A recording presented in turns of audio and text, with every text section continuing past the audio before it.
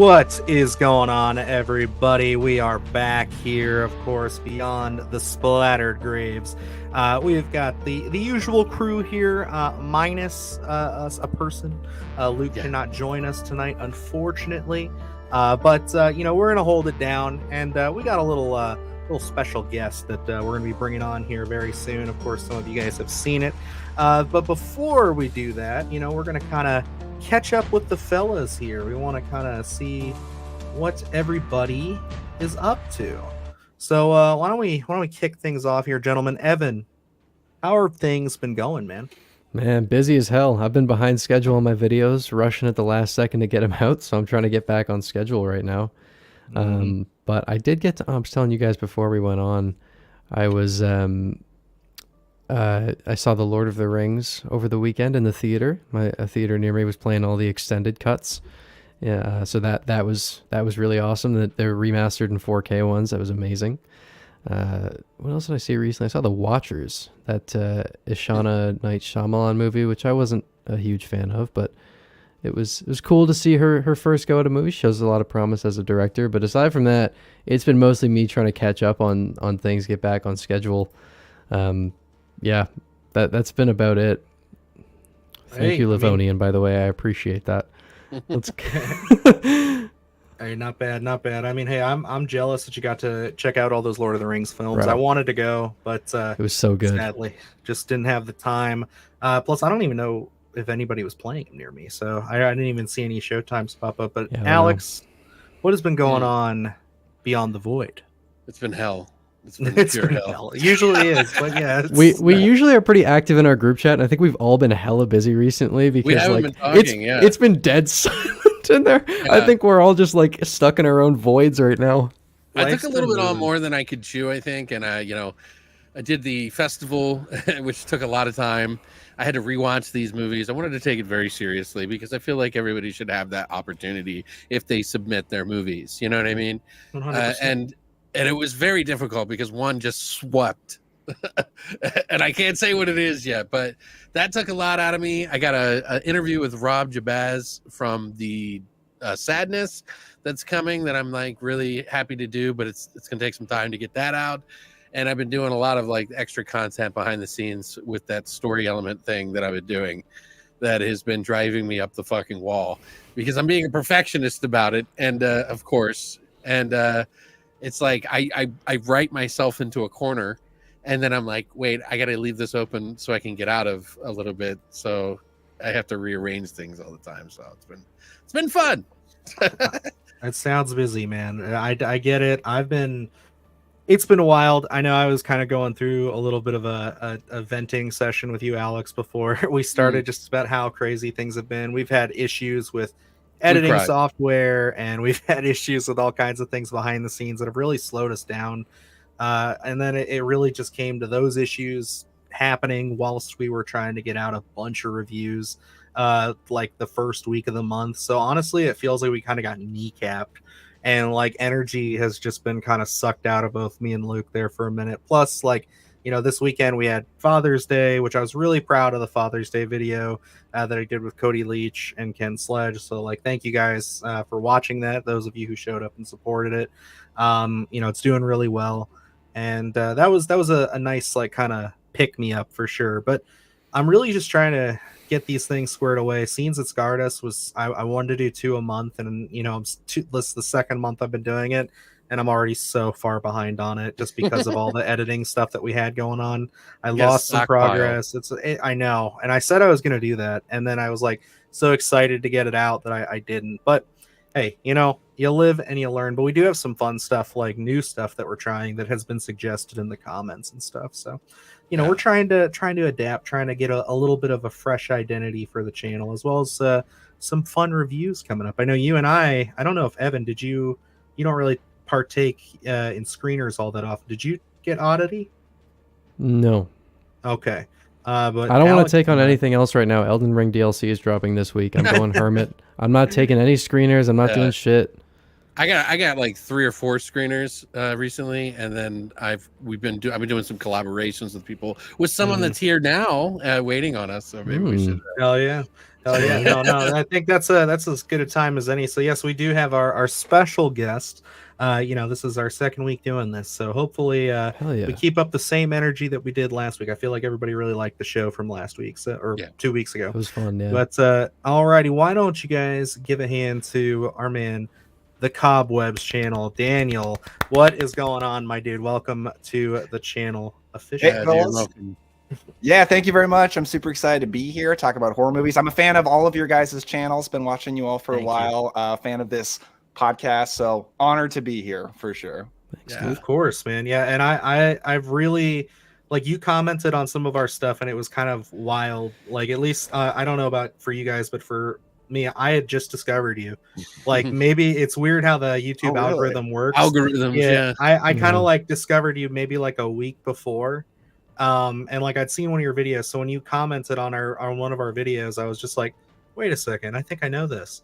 And I went and clicked on your thing, and I saw it. I'm like, oh yeah, I just watched the video from this guy and stuff, and I've been hooked ever since, man. I love what you're doing. Honestly, like, your lists and how you break them down and stuff like have been a big inspiration to Luke and I, because it's like, I see you doing it, and they look like they're so much fun. So we've just kind of been like, dude, let's start doing more of this stuff, because like I love that. So I think we should all do that with guests on here, is like a fun thing, like maybe a top 5 or something like that, or something like that between all of us. So but I really love your list too, man. I was like checking that out. I've been watching a few of your things as I go, so because he asked us to actually, both of us, to be on the show for a list as well. I won't say what, but man, did that like crazily open up a door for me in like some weird ways. It's so weird. You know about it because I sent you the video, but yeah. Well, thank you very much. I enjoy doing those lists. I just kind of stumbled into it because I was just doing trying a lot of different things with the channel, and the channel was doing okay. And then I put out one top 10 list, and it did like way better than anything else. And I was like, oh, okay, maybe this kind of works, and kept trying that. And yeah, lists are starting to become what I'm sort of known for, if not known for anything. And they work. How do you feel about that though? Like, I mean, I know you like it, obviously, but I mean, like, do you also like to get in depth? Because sometimes it's like you pigeonhole yourself, right? And you're like, I don't want to just do that, I want to do like this and this and that. Sometimes YouTube isn't as friendly with that kind of stuff. So yeah. I like it because like I like watching lists myself, and I do enjoy ranking things. And I think if I have like a competitive advantage in the YouTube space, is that like I've watched a lot of movies, so I kind of have a lot of memory to pull from to put these together. But yeah, I still do reviews because I do like to get in depth on movies sometimes too. And those don't do as well, but you gotta just you can't do the most popular video every single time. I mean, I kind of like watching your stuff. I think it was when we first started talking about having you on as a guest, I had mentioned to Alex too that like you two would hit it off so well, because Alex is kind of our physical media king on this channel. Yeah, like, he's got all the connects. Sure. And when I see how much physical media, I'm so jealous of how much you cover and everything. And it's like, you guys would definitely be a match made in heaven as far as just like breaking down some of these new releases. Like, I'd love to see you guys just start your own show where you're talking about it, because like I'm sure it would be epic. Like it's really and that's awesome. why I asked you that, Daniel, because like I'm like, I think about doing lists too, because I have so much knowledge of so many movies that I've seen, and I'm not just like I'm not the guy that's like Mr. Halloween or Mr. Friday the 13th. Right, like I know a little bit about everything, so it's like lists would probably be right up my alley. But I have this thing where I'm like nervous about putting something out there and being final. You know what I mean? So like lists like drive me nuts in a way. So I've been feeling that with some of the rankings that like from like a year ago or something, where I'm like, I don't agree with that anymore, but I already said it in the video, so now everyone thinks that's how I feel forever. That's why that happens. Yeah. And I've taken some heat in the comments over my list, like I pretty much always do, but it happens. Like you just kind of gotta be okay with it. It's unavoidable. Yeah. And I was talking to somebody, another YouTuber, who was like, oh, I want to do more lists, but I feel like I have to have watched like everything in this category before I can do it. And I'm just like, you just got to be okay with the knowledge you have. I mean, do the research you have time for, but It's at the end of the day, it's about making. No matter entertaining what you video. do, someone's gonna say you forgot something. Exactly, and I So get just it all the time. accept it. Yeah. And a lot of times they say you forgot this movie, and I'm thinking like, no, I've seen it. I don't like it that Yeah, much. So it exactly. didn't Yeah. make my list. Yeah. This is final. God wrote this, and Yeah. you're wrong. That's right. You shall stand by this forever. And that's like kind of the crazy thing about like what we do with our channel, just like especially like when we get screeners for these little films, and it's like you have things where it's like, man, this was really good, and it's like you get to things like Frogman earlier in the year, absolutely loved it. I was so like I was honestly too. maybe a little too excited about it now that I sit back and think about it, because like it's one of those things. I was so heavy on that movie. I was calling it the best horror movie of the year for a little bit there. It was And really like early. I still love it. And yeah, now I look back on it, I'm like, maybe I'd be a little bit more on a strong recommend than a must see. And that's the hard part about doing this, is like once you get like a repertoire of reviews, lists, rankings, you start to realize that like, man, like I'm maybe it's like 6 months later, maybe I'm feeling completely different here. And like I think that's kind of one of those things that also, if you look at it on the positive side, maybe makes this kind of endless, because maybe can a couple revisit years from things. now you could find, yeah, exactly, re-review, you come back to things, bring new points to things. Like, yeah, it's like I'm just kind of excited to see, because I've seen like other YouTubers that I've grown up watching like do similar things where they'll come back and re-review series just from a different perspective. So Well, it's Dr. very Wolf has reviewed very some of the Halloween interesting. movies like 3 times each. I know. And So it's- you Quick can do it. question for him and for the viewers, obviously. What would you say your favorite genre is, like subgenre of horror, Sure. and favorite decade? I was about to say, Ooh. I think we know the answer to that, but I do too, but I mean, for their sake, maybe this would be helpful for them, you know? Sure. Yeah. Vampires. I absolutely Okay. love vampires, especially like gothic vintage vampires. My favorite fictional character of all time, my favorite story of all time is Dracula. Okay. But also my favorite. So like my favorite overall character of all time is Dracula, but my favorite movie of all time is Fright Night, the original. Nice. Okay. So I just love vampires. And then decade, it's kind of 2 different decades for me. I think it's the 60s and the Yeah. 80s. I love because those it's 2 vampires. decades. Yeah, both great times for vampires. Exactly. But I love the 80s so much. But I think the 60s is super underrated, because it's like right in between things getting real modern with the 70s, and then like the really vintage stuff getting a little bit more hardcore, and it's like that little sweet spot middle ground, which I really, really enjoy. So Daniel, then I have a question for you. What is your most anticipated horror movie of this year? Nosferatu, baby. Yes! Nosferatu. Let's I knew it go! was competition. Oh, I as soon as you started saying gothic vampire, I was like, we're probably going to agree about this. Yeah, I've been dying for that movie forever. He's Like been 10 talking about years, it man. So long. I know. I kept thinking it wasn't going to happen. I know. I'm so I glad. I'm so happy to hear that. It was music to my ears. Yeah, I also want to We're going to be friends. I absolutely. think you're to- coming in a little hot, by the way. Evan. Me? Just a little. Just a little. Yeah, Evan, you're a little hot. Yeah. a little You're a hot, little sexy tonight. little cutie. With that button up. Okay, well, I turned it down a bit. Is that better? I did want to also get Evan excited for the chat here, because there's a little rumor going around that Nosferatu got a rating. Dylan, would you shut up? We did this like 2 months ago. I with know, the I feel fucking that- stupid CinemaCon CinemaCon. bullshit, and you were like, "Man, the I'm trailer's saying, dropping this week. Just you wait." I've got This a week. really great resource, a website I've never seen anything on before, and they said it's gonna happen, dude. Oh, The okay. trailer's Well, gonna then we must drop be getting the this week, trailer this okay? week. Yeah. All right. No, Fucking I've been Christ. seeing a Comes lot from of the rumors about website that, but- ipromise.com. Yeah. I promise. But yeah, no, I'm also right there with you guys. Nosferatu is up there. Honestly, I am on this Longlegs train so hard that I am actually thinking I'm looking forward to Longlegs a little more than Maxine at this point. Ooh. Okay. So, Oh, I I'm don't probably know. with you there. I think so too, but I Yeah. think Longlegs is going to be one of those weird movies that it's either going to make it or break it for most people. Maxine, I think, is going to be overall geared towards most people. I don't except think for there's a too lot much of people doubt who are about like, that I being hate received women or well, whatever. yeah. Those guys are probably not going to like that movie. That movie. Maxine just feels like such a safe bet in my mind. Yeah, that that like one's gonna I'm work. going to at least enjoy it, even Yeah, if I no, don't yeah. love it. It's gonna be one of those things where it's like Longlegs feels like anything could happen. Well, like, it's just it could it's the be- marketing campaign for Longlegs is I like the know. best I've seen in years. It's So, Like, and since, someone like, mentioned the Cloverfield, hotline dude. you can call. They have a phone number that you Yep. can call, and You can Cuckoo though talk to too. I mean, I am Nick kind of looking Cage. forward to that. I know you can tell that they've really slowed down on Cuckoo as far as the marketing goes right now. Cuckoo, whatever people. Cuckoo. whatever they're calling it. But like they've really slowed down on that. Because like Yeah. I haven't seen anything. They were really ramping up both those campaigns at the same time, and then they really slowed down on it. But I think because that one's in August, I think as soon as Longlegs is about to drop in theaters, like the week of, I guarantee you we start seeing that like roll up big time. So because that one's just also, what the hell is that movie about? Like Yeah. you know. I know people at Overlook saw it and they say it's just wild. So like I'm really excited to check that one out too. Yeah. So but why don't we move over to the chat here, look at a couple of these. We've got Eli in What's here. up, What's Eli? up, everybody? Artie coming in. Yeah. Bay Splat and Graves. Hello, Okay. gentlemen. What's going on?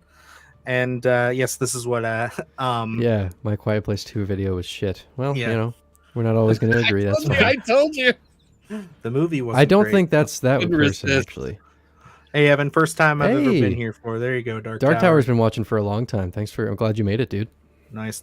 Thank you, Artie. I appreciate it. I did get a haircut and a beard trim. Thanks. Man, to by the my- way, I noticed my that when lovely you posted wife. your Father's Day stuff, and I was like, God damn, Dylan looking sharp. Yeah. There we go. Thank you. Rocky running this Roast. horror game. So Oh, I thought that was like a director, like ROC. I was like, who is that? Oh, thank you, Derek. Cynthia's in here saying, "Hey boys, Hey, how's Cynthia. tricks? Something to- Good. Things are good. You know, we're hanging out." Yeah. And she also was the one who brought up the hotline for I called it Long today. Legs. Did you Yeah. call it? Yeah. I knew that it was going to be like Nicolas Cage, and Mhm. honestly, you know how like weird I am. I was like, what if there's a spoiler in there? What if Bro. there's something? It's like it's not gonna be, but like, what if there is? I'm like, I can't. It's just I can't trailer do it. dialogue. You're good. I know. I figured, but I'm a little excited, so I don't want to get things ruined. Remakes and remasters are not just for Hollywood anymore. I thought that was a pretty funny statement there from Artie. And everyone has ever declared a list of favorite anything should understand there are change. Yes, and that's 100% words Tell that to live the by. viewers. So Okay. yes. Can you come on every video I ever post and leave that comment? I will pin it just so Yeah. Just at the People can top. see Like, it, yeah. just that- like that- every time you come down, just like hold on. Artie says it's not Evan's fault. The Quiet Place 2 was poop. Now, Most people know loved it. Evan and I have been very vocal about how we feel. We've been talking about Place. Quiet Place a lot recently. Daniel, how do you feel about the Quiet Place movies? I think the first one is good. Like when I first saw it in theaters, like I thought it was great, but it's not the kind of horror movie I'm going to rewatch all that often.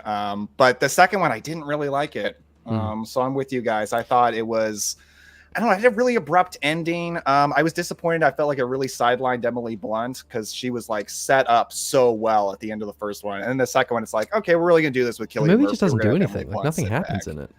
Yeah. Yeah, I wasn't big I on had like a late love fest with the first one because I didn't see it for many years, and like after I think it was like 2 years ago maybe that I actually saw it for the first time, and I liked it then, and then I revisited it recently for a video, and I was in love with it. So I made like a gush fest video about it, and then I watched the second one, and I was like so baffled. You know, It's not like a terrible movie or anything. It was just like Sequel. inconsequential. Yeah. it's a sequel. It's definitely doing everything sequely. Yes, yeah, it's the not epitome of a anything sequel. above that, Yeah. you know? Like it's like I saw the first one and me and Christina were just like, yeah, I mean it's a good movie. It's just Mm. I don't know. I don't really care that much about a sequel. And then when they said there was a sequel, I was like, really? Mm. And I said, Alex, but they do. It's because they left it open at the end like that. You know, you want to know So what happens. did you see Quiet Place 2? Yes, Okay, and you pretty much the same I wavelength as us, or- enjoyed it, but I didn't think it was as good as the first one. I thought it was kind of on par with what a sequel, like I just said, what a sequel should be. Mhm. It doesn't supersede the first. It just is a sequel to kind of extend the. If you loved the first movie, well, here's a little more. Already You says know- Quiet Place 2 is not as hapless as Sinister 2. That is true. Quiet Place 2 is better than Sinister 2.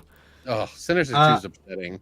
A I little. will say one thing that I did not know, and I learned from Evan's video, is that the original writers did not return for Quiet Yeah, Place 2. and they were And that vocal makes about a lot of sense. Yeah. Like everything's So, making a lot of sense now. They wrote the script for the first one in college, the two of them together.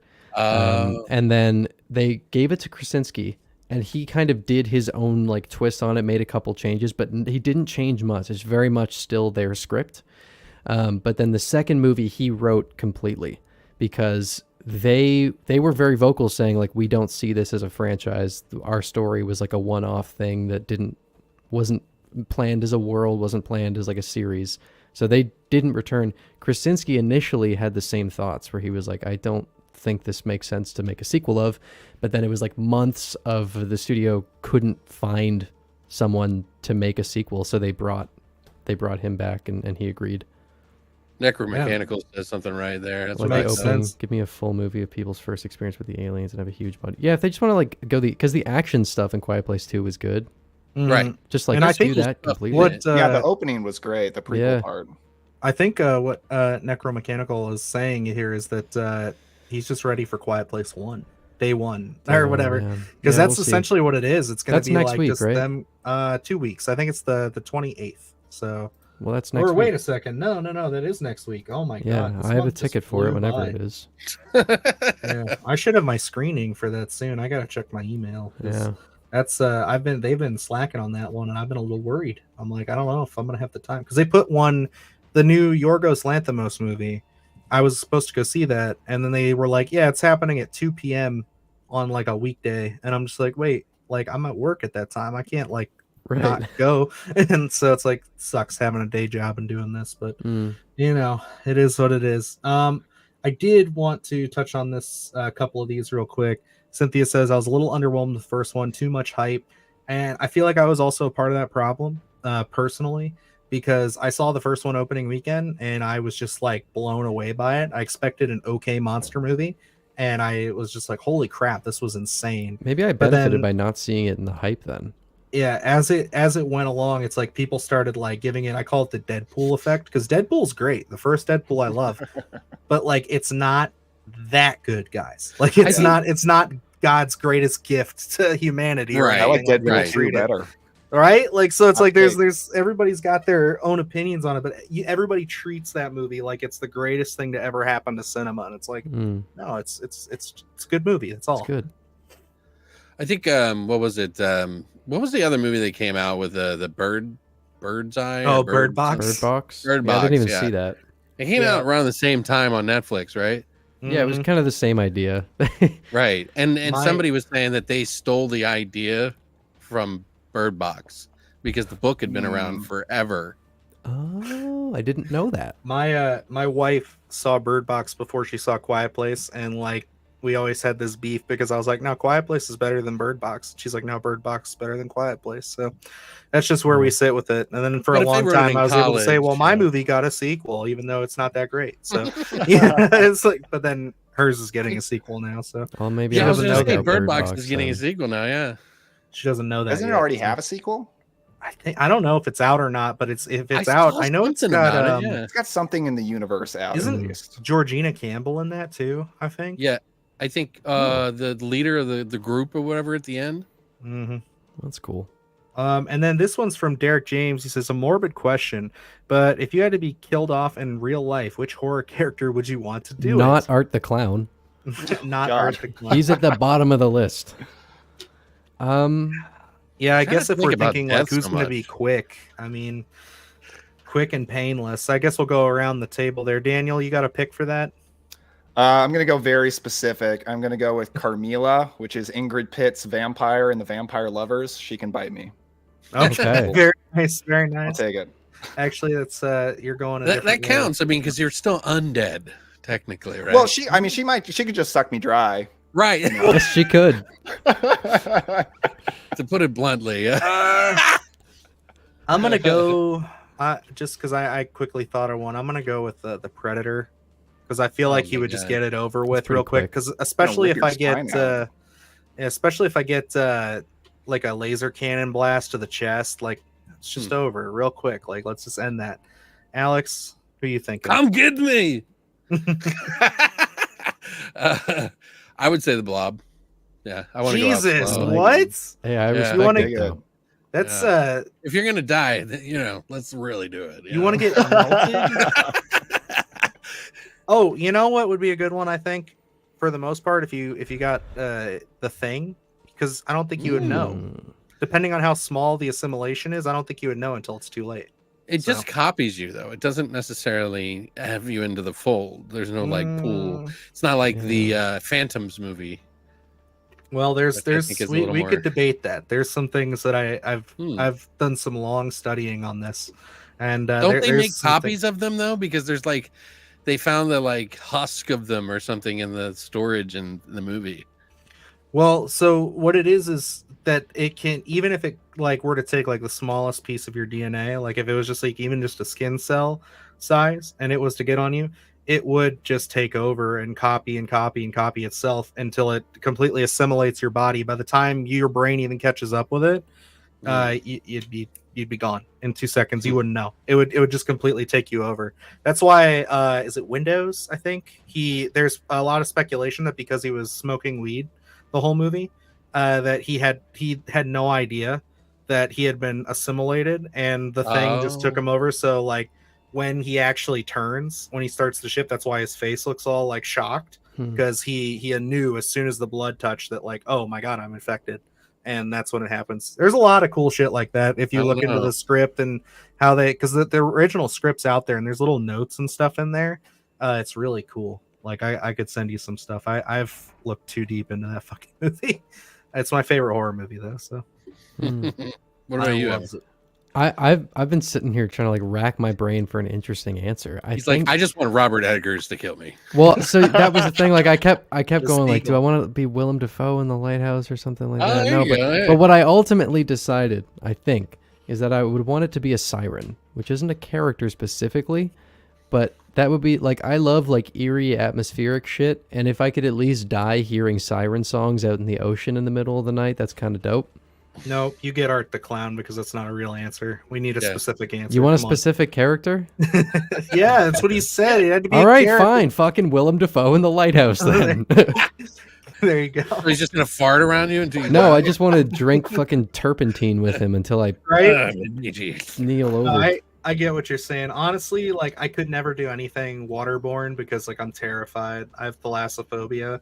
I hate the idea of nothing being below you but darkness in the water. But you're lulled in by the siren. You won't care. You're gonna be fine with it. Dude, I've went down a rabbit hole of just listening to these stories of people who, I forget what they're called, but they have this job where they are literally at the bottom of the ocean, and I wish I knew what it was, but they have this their job is to an oceanographer. I don't think it's you're making a joke. Okay, yeah, I'm like no, a nopenographer. Anyway, to simplify this, there was a story of these guys who were down there, and they have a very specific set of ways to open the door and get people inside of a decompression chamber. And someone on the outside was supposed to there's two people on the outside who were supposed to kind of guide the decompression chamber in and then shut the door.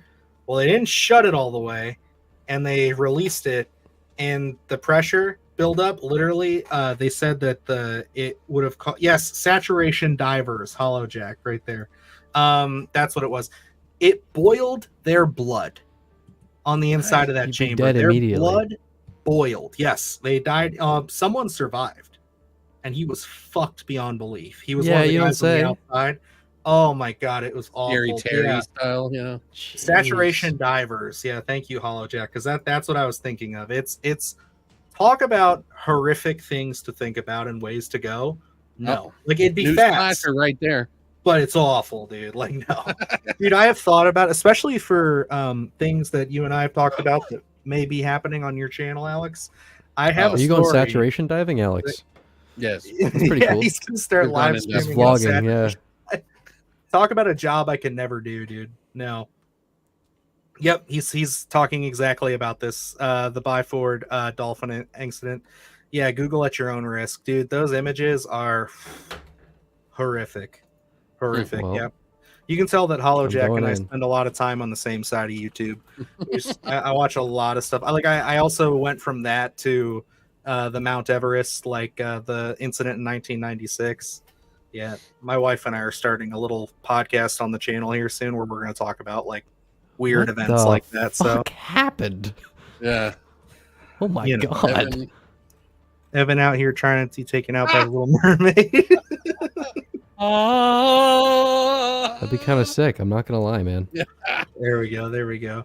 Your head, happened? things into your head pops. Yes, I feel you right there, Holojack. And then let me see. Oh, Necromechanical says, I want to die once. You only die once. I want Victor Crowley. So that was my other thought. I was my initial answer Good was luck, Michael Myers specifically in Halloween Kills because the kills aren't usually overly long unless you're Cameron, but it's still Right. going to be a kind of a cool way to go out. You At least know? you get to see Michael Myers. You get to meet Yeah, him. Well, and that's the thing. I was like, I'd kind of be honored. he may That, not. that was my other thought with it. It's like, Especially if you go out like Bob did, just get a knife to the heart and then pinned on the wall. yeah, dude. I don't Not know. that bad. Probably pretty quick.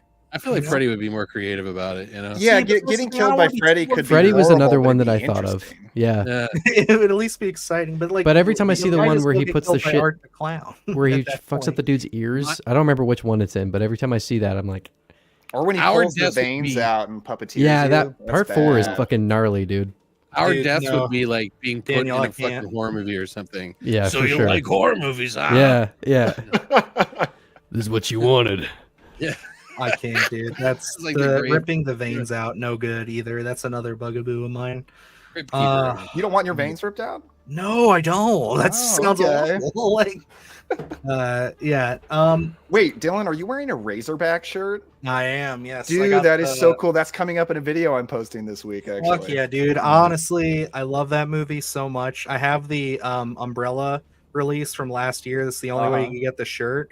And yeah, I had to grab it. I got that. It came with a little tiny Razorback figure. I have him up on my wall over there. Oh, It's- wow. I adore that movie. It's I just so saw it for the first time. I underwhelming. really liked it. Dude, it's so good. I'm so happy you'll be singing its praises because like Yeah. I want to do a video on it, but I'm so afraid that it would like tank and like no one would ever see it because like I want to wait till hopefully our numbers get up there because that's one of those ones that and then there's a movie called Rogue from 2007. Oh, It's, yeah. Good stuff. Crocodile. Love that movie. I'm like, those are two Australian horror films, creature features that I want to talk about so bad. Mhm. What about Rawhead Rex? Good one. That's coming up in that video, too. Dude, Very that good. scene where the priest is getting pissed on.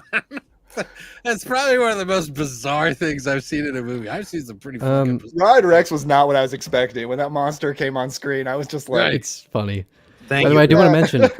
mention Crystal. It's a good thing you pulled her Hey, up. Crystal Cleveland. She has a really great channel. She does. Yeah. Like legitimately really good horror content. Very like personable host. If you want another channel to check out, definitely check hers out. She's fantastic. Well, Yeah, subscribe she to did a your great channel. live stream recently with Born to Be Rad. It was a really good Yeah. conversation. She covered In a Violent Nature, and I was watching that one Hmm a I while think I back. might have seen that one actually. Now that I'm thinking about it. I was watching a bunch of people's reactions because it's curious to see how everybody reacts to that movie. Yeah, Yeah. she did a Because, review like, of it. Same thing with the coffee table. It's like you just don't know. Like some people will like it or not. Yeah, I still you know? haven't talked about Coffee Table. That's right. Yeah, It's probably hard won't. to. You missed the opportunity there, Evan. That'll be And then fine. yeah, Cynthia also brings up one called Fascinating Horror that covers all the crazy morbid true stories.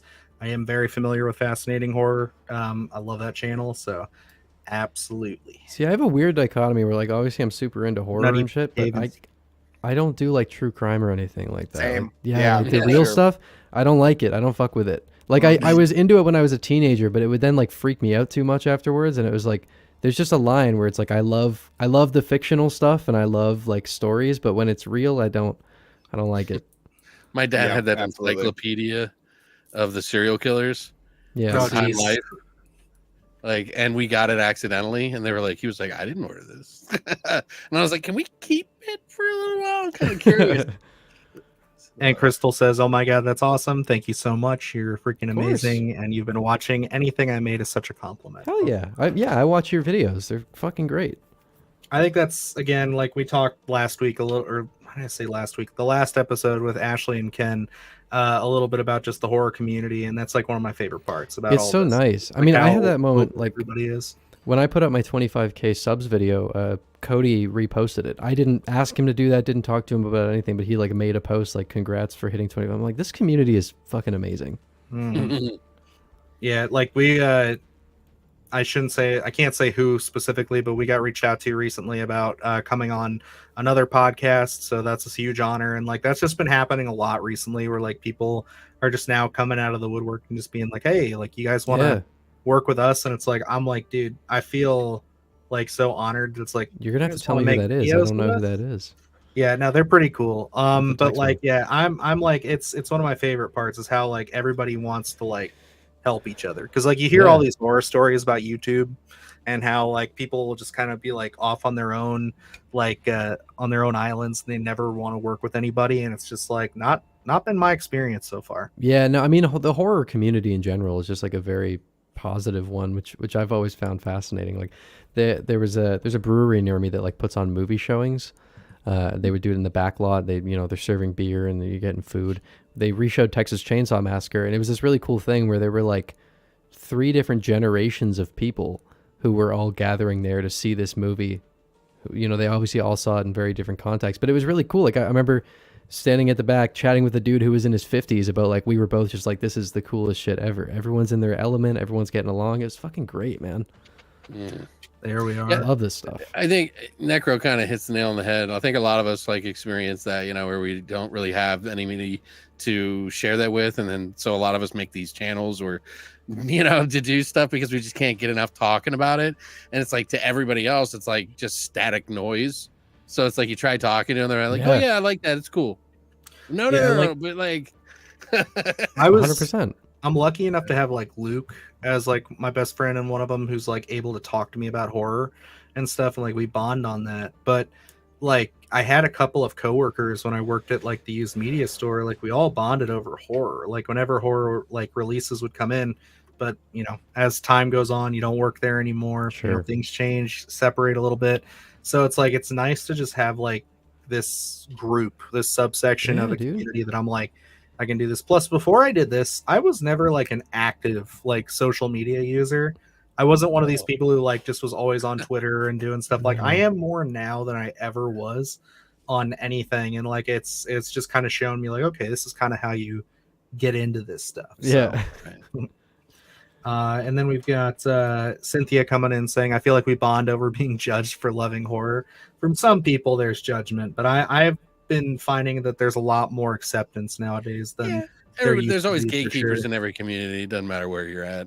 I think now it's mostly just subgenres of horror, like that like get a lot more flack than like you'll have people who like the real intense stuff. Like there are people who would like totally rip you up for talking about like loving Terrifier. Or, it happens all the time. Like the coffee table, is another one where people be like, the subject matter is too much. It's like, no, but or too little. Too little? Yeah, people were just really like flexing about that one. What? Yeah. People wanted to go further? I've seen 7 babies on a spear, what you fucking serious? I thought you were taking that a completely different way. I'm sorry. Yeah, no, I could have, but I tried to remain. I was like traumatized watching that movie. I was gonna say though, like, coming from like I've said this before, like, being as old as I am and not having as many movies as at our fingertips taught me to be a little bit more thankful for what we get instead of worrying about the stuff that I don't like. You know what I mean? Like, it's cool to talk about those things, and I think you should for the sake of film and like critique and stuff like that. But I would much rather celebrate things that I enjoyed than shit on things I'm I not don't saying like. exclusively. I just mean like, I'm not going to go on a tangent necessarily. I may make jokes with you about some things, but. Oh, sorry. What are you referring to? Oh, I don't know what. Were you talking about like judgments on subgenres or directors or anything? I don't know what that's in reference to.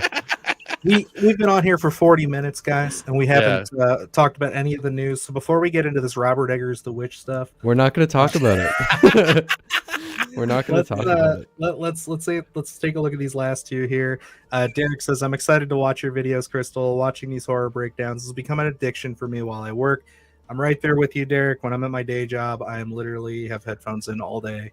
If any of my bosses are watching, no, I don't. And Cynthia says it's getting better, I think, but some people just hear that you're into horror and they think you're a psychopath. It's silly. Agreed. This happened. I've never experienced that. No. I think the kind of horror people are most judgmental about, and it's horror fans judging other horror fans, is like the PG-13 studio horror that comes out.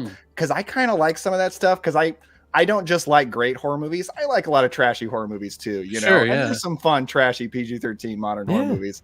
But man, people get super judgy over that these days. Right. I gotta say, I was not pleased to see Night Swim pop up on your best of the year or your top 10. Okay, to be fair, my top 10 of the year was the 10 I'd seen. I know. So it had everything I had watched. But I did kind of like Night Swim. It's not that bad. Like, it's okay. In the grand scheme, it's not the worst, but like, just it was such a, for that being the first horror movie of the year for me, I was like, come on, man. Like, well, I think a good example of it too is like The Conjuring gets shit on all the time, where it's like, you know, we can talk about the universe of The Conjuring, and there's some really bad movies in there, but like, it just got oversaturated. Yeah, and because when it came out, it was like, God. Well, that's the thing. I think that people are kind of like overlooking how good the first and second Conjuring movies are. They're fucking great. It's true. If you oversaturate things, though, just like Scream, you know, for sure, it's like too much. And when Scream got big, and everything else got big around it, everybody was just like, "I'm done with the teen stuff. Can you please stop?" Yeah, people always get sick of stuff real fast, and then as soon as it's a little bit old, we get super nostalgic. Right. Like, I love all this. I know what you did last summer all day. Right, The Ring, Crystal, that's a great example. That's what I was gonna say. Crystal brought some good points up here about how gateway horror is important for newcomers. I completely agree. Yeah. Without those PG-13 horror movies, you wouldn't have young kids going to the theater to see horror. So I try to be mindful of that in my reviews, because you never know. Like, there's somebody that's like new to it, and it may not be, it may be too much like the other stuff you watch. And we got eaten up a little bit for our review of Imaginary for even saying that, where it's like, yeah, it's not great, but it's like, it's a good gateway horror. There's a lot of good ideas. It's a little boring, but we were a lot nicer to that than we were Night Swim, and people just hated us. You were nice. That was what I basically said when I was reviewing Five Nights at Freddy's, where I was like, I didn't personally enjoy this, but there was Five Nights at Freddy's is boring, like, but it works. I didn't like it, but it was a theater full of like 13, 14-year-olds who I could tell were having the time of their lives, and that's going to be something that they're going to look back on so positive. So like, I was really enjoying my time in the movie theater with it, mostly just because I was watching people who I could tell were about to, like, this was launching them into a genre. So you let them infect your review. See, that's terrible. No, I'm kidding. I did, yeah. You're a piece of shit. I'm pliable. You give it 10 years and people will be like, man, remember when Imaginary came out? Those were the good old days. Yeah, oh my God. I just literally said that. I still haven't seen it. I have to catch up. I haven't either. I do want to see it. I think it looks kind of fun. I want to say that it's a good like gateway movie, but I just need to catch up for like the halfway through the year. If you've never seen any Friday the Nightmare on Elm Street, it's probably pretty decent. And like, that's exactly the audience I would put it to. Like if they've never seen anything like hardcore horror, like not even saying Nightmare on Elm Street's hardcore, but like, you know, the classics, and this is like their first exposure, it's a good way to get them introduced to scary concepts, you know?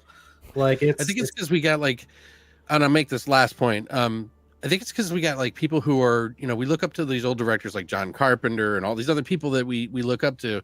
And now those people that looked up to those people are making movies.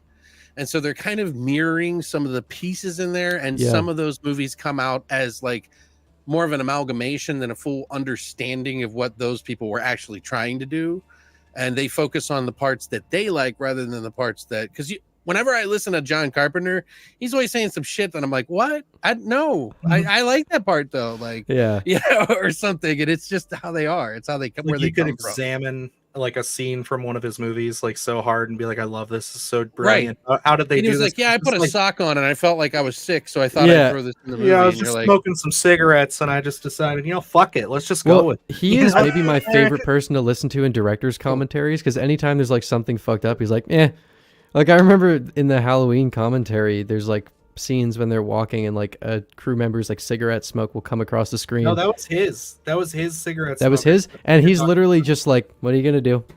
Yeah. He's my favorite to watch it. I remember one of the funniest things I've ever had watching a director's commentary. My dad and I were watching the commentary for The Thing. And it gets to the scene, like, I know what you're talking about. Like the really big transformation scene. And Carpenter just goes, well, or maybe it was Kurt Russell. One of them goes, I guess that's about it. And we just like lost our minds. because like I think I saw shit's that, on yeah. fire, they're transforming, everything's grotesque, and he just goes, nope. I guess that's about it. That's the one where they they talk about at the end, right? Yeah. Where Yeah, they're like it's right debating when at the they- end. No, it's right when they Like when they're when the testing big them. thing monster comes out. Like Yeah. No, I'm the saying ice- like that's the commentary where him and they both were talking about the end of the movie and like what it really meant. and Yeah, what I it think was so, supposed to yeah. be. Mhm. That was By like the the way, first those commentary two- that actually really talked about it. I They think. have such good chemistry together. Yeah. I could listen to them just like talk shit for hours. They helped each other out. That's why. Yeah. Yeah, and then I wanted to touch on a couple of these real quick, and then we'll get into some news. But the Master of Gaming says, "Will you see a new Kurt Russell Crowe horror movie, The Exorcism? When is that out? The end of the month, I think, or next week? No, is it this weekend? It might be this week, the 21st. Yes. Yeah. If it's this weekend, no. Yes. I don't know. It'll depend. Buddy, Elden Ring. I can't leave the house. I know. My thing is, so we're potentially on a list for some screeners for that, but we haven't heard anything.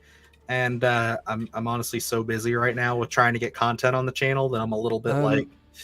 Okay, wait. So it's sort of like a meta Exorcist thing, like literally. Right. I was just going to mention this. So maybe I should then, since The Exorcist is like my favorite movie of all time, maybe I should do that. So I heard that somebody that made the movie or wrote it or something was directly related to the guy Karras, who was in the third one or something like that, and he was in the first one, obviously. Yeah, the guy who played Damien Karras? Yes. It was the actual son of that guy, and he tried to make a movie that was The Exorcist, but couldn't get the rights to it. And that it's supposed to be this offshoot or something like that, because I heard Spooky Astronauts talking about that, and I was like, holy shit, I didn't know that. Mm-hmm. That makes it infinitely more interesting. And it, because if you watch her video, she does the like, Jason hey, Miller. I don't know what it's going to be like. I'm going to go there soon. Let's talk about it. And then she goes there and she watches it and gets in the car and talks about it and then goes home and spoils it. She's good, yeah. Yeah, I like her. I like the way that she sets up her videos. I'm pretty jealous of the concept, but then I think about just how much Jason work Miller's that son, would be. Joshua Miller. That's Jason what it is. Miller, yeah. Okay, well maybe then. I don't know. Like the amount of work that she has to do for those videos. Like I mean, to some people who don't know, like that's probably nothing. But like, could you imagine? Like, I got to take a camera to the theater, like get ready, go to the theater, record my initial thoughts, then talk about it, and then go home and finish the spoilers, and then edit all that together. I'm like, oh my god, like. Could you imagine? Like she's one of the OGs for a reason, because she's got some really strong content for sure. Yeah, she's really good. I actually talked to her once. She's nice too. Oh, I'm sure. I mean, I'd love to collab with her. Also, she's from Australia, so yes, I want to get her opinion on some Australian. that would be hard to. Oh yeah, I would like to talk to her about a certain Australian horror movie. That would be hard to time though, because there's a big time difference. Oh yeah. I'll stay up late for it. I don't care. I'll do it. If I can talk to her about Lake Mungo, I'll do it. So I'll go. I actually have someone I regularly podcast with in Australia, and usually I'm doing it in the afternoon, and for her it's the morning. I did one with Wolfman's Got Nards recently, and that was quite a time gap where he was getting a little sleepy by the end of it. It showed up at 7 p.m. my time. Like I was like, this is perfect. Like this is good timing. Like I'm sitting down for dinner. I'm throwing it on. So it's like, but I really like that. I like Double Scoops. He's doing a good job with that. Yeah, he's been doing a good job with his shows recently. We should definitely get into the news though, guys. We're like slacking hardcore here. We're gonna this is how it always goes. This is what it is. This is our lives. Anyway, let's just dive right into it. We all know what we're here to talk about. We all know what we showed up for, and that is some Nightmare on Elm Street rumors, not news. But there are some rumors going around that our boy Lee Cronin, director of The Evil Dead Rise, has been tapped to bring something ancient to the big screen via Blumhouse. And what is it? Spooky Monsters? What is something Atomic like that, Monster? yeah. Atomic Monster. There we go. Atomic Monsters, yeah. Spooky monsters, whatever it is. So they've tapped him for their next horror film due out April 17th of 2026, and I don't know where it happened. I was joking around that I thought that it was 3C's tweet that got everybody. Well, it's this quote here. Oh, I know that this is what they Yeah. were reading into, but the Yeah. fact that everybody went directly to Nightmare Yeah. on Elm Street, I'm like, That's what they want.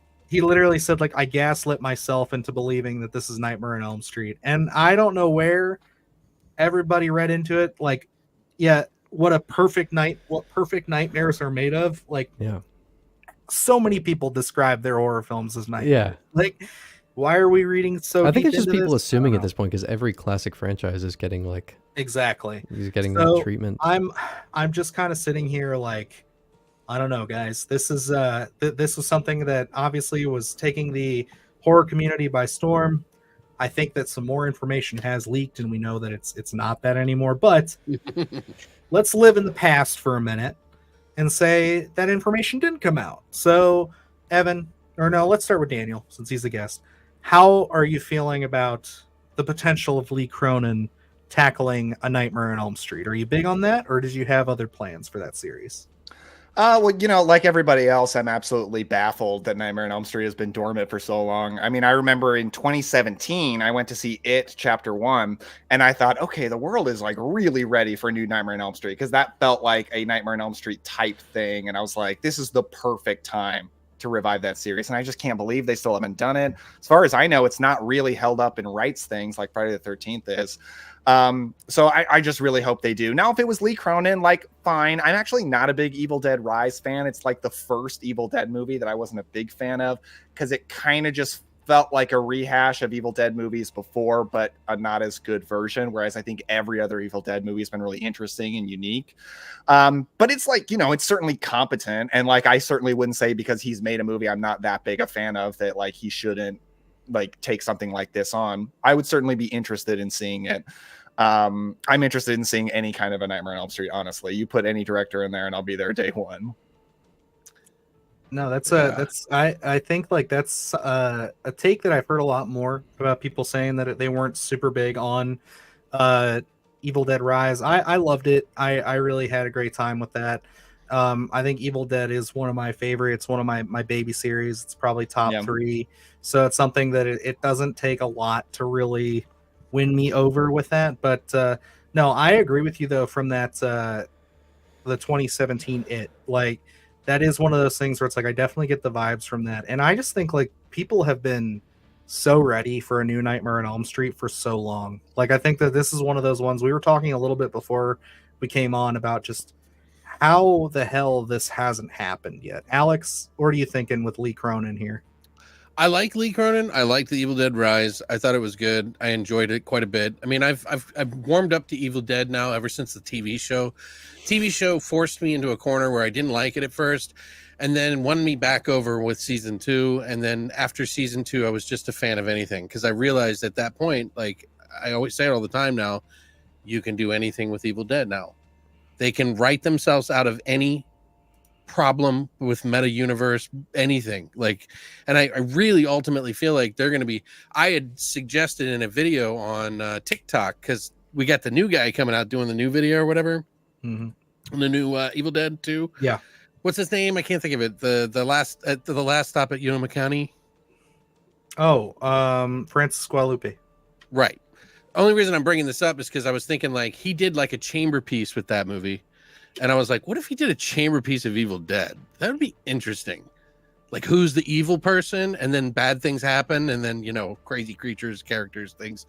But I was like, with Lee Cronin, I can't really see him doing Nightmare on Elm Street. I'm sure he would have really good ideas that were in there, but I just can't see it. I feel like there's somebody else that would be better for it. And I think the reason people haven't touched it, which Daniel was kind of talking about, is because of the Freddy thing. And everybody's afraid, just, what do we do with a fucking series that pretty much is, pivotal on the character Freddy?